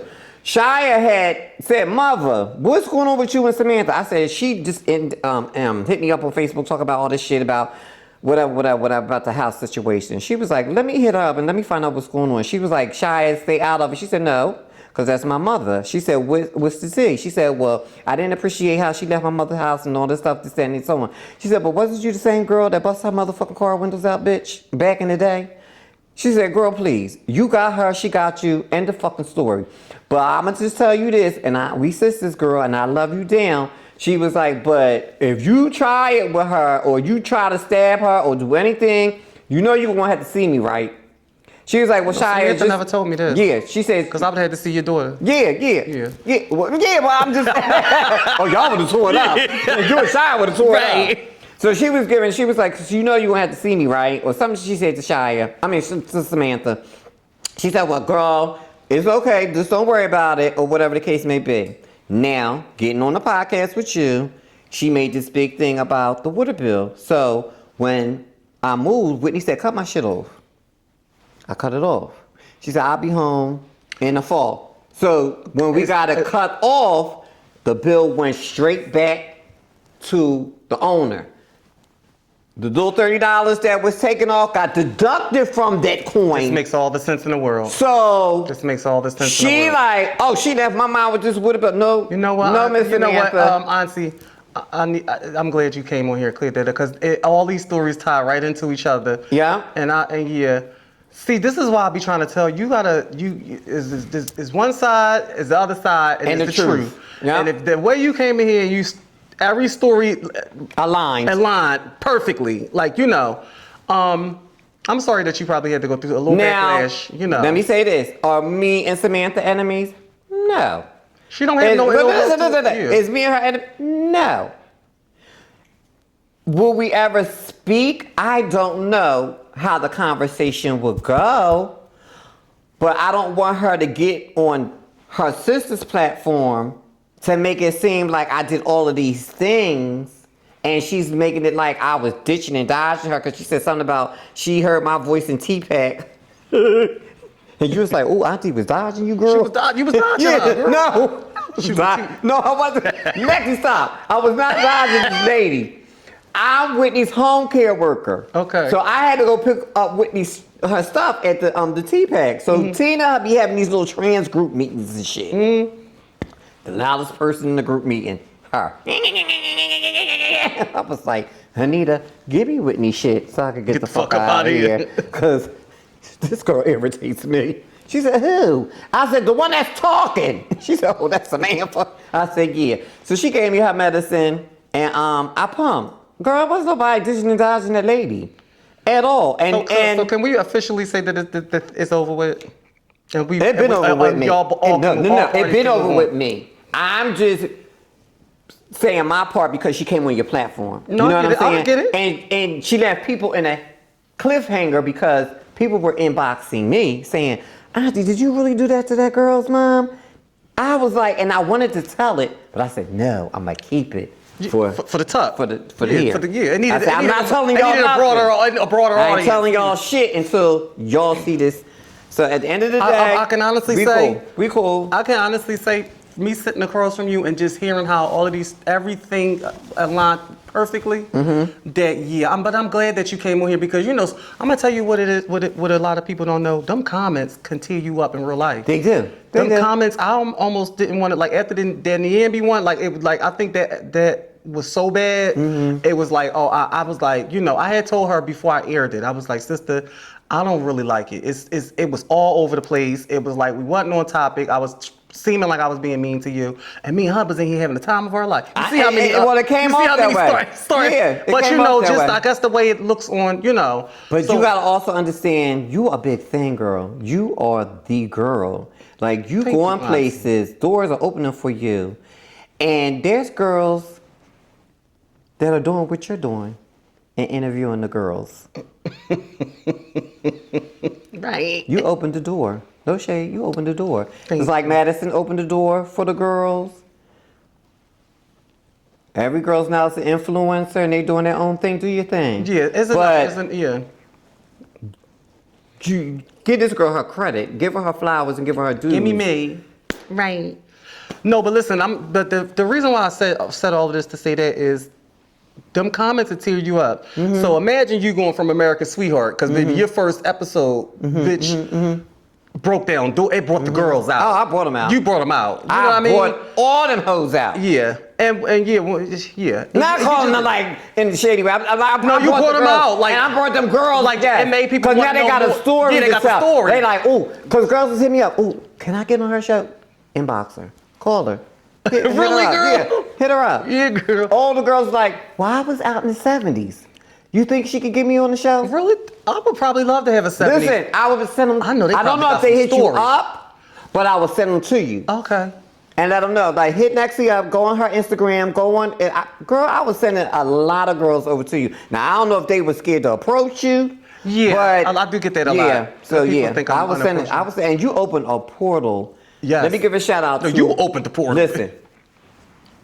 Shout out to all my new nieces and nephews in cyber world, cause I got so many of y'all. Y'all come in my inbox. Auntie, we love you. I got nieces that they talk to me. They want to know history, more stories on. Oh my God, it's such a beautiful. I got you already motherly and nurtured. Listen, I told one of my newfound daughters. I said, I can't do the mother thing no more. She said, you're gonna be my mother. She made it. You my mother. Every time she inboxed me, what's her name? Blasia or whatever. She gonna be so happy that I mentioned her name. Kim, Micaiah. I think that's her name, Micaiah.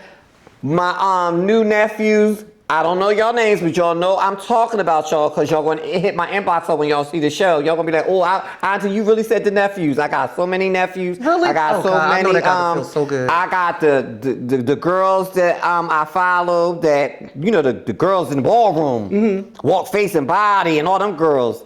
Hit me up saying, girl, you did a real good show, girl. And I was like, oh, girl, I saw you at the ball. And she's like, yeah, I saw you. So the outpour. The outpour. And I remember I had said something to you. You said, Auntie, you must don't be reading the comments. You said, girl, they is living for you. Yeah. Read them comments. And I said, I think you wasn't reading them on YouTube. Yeah, and I was reading them. I was like, I was gagging. Yeah, I gagged too because my show is at 48,000. Her highest rating show is Naomi. And then it's Bianca. Oh, Bianca. And Asia. Then it's JB's. No, because I beat Asia. Yeah, because me and Asia was going neck to neck with 47. I'm at 48. Oh, Asia, you might gotta come back. And you know I love Asia because I told you she's one of my girls I live for. Yeah. I said, ooh, I passed Asia. So you the third girl. You the third girl? Yes. Now? Officially. And if I, girl, listen, I might catch up with Wintour. Hopefully this one, listen, right. But this one is going to shut it down. Listen, is there anything that we didn't talk about that you want to talk about before we close out? We basically covered everything. Oh, wait a minute. One more little story. Go ahead. And I think I can run this real quick. He's she ready to had go. said something with it. Looks like cut off.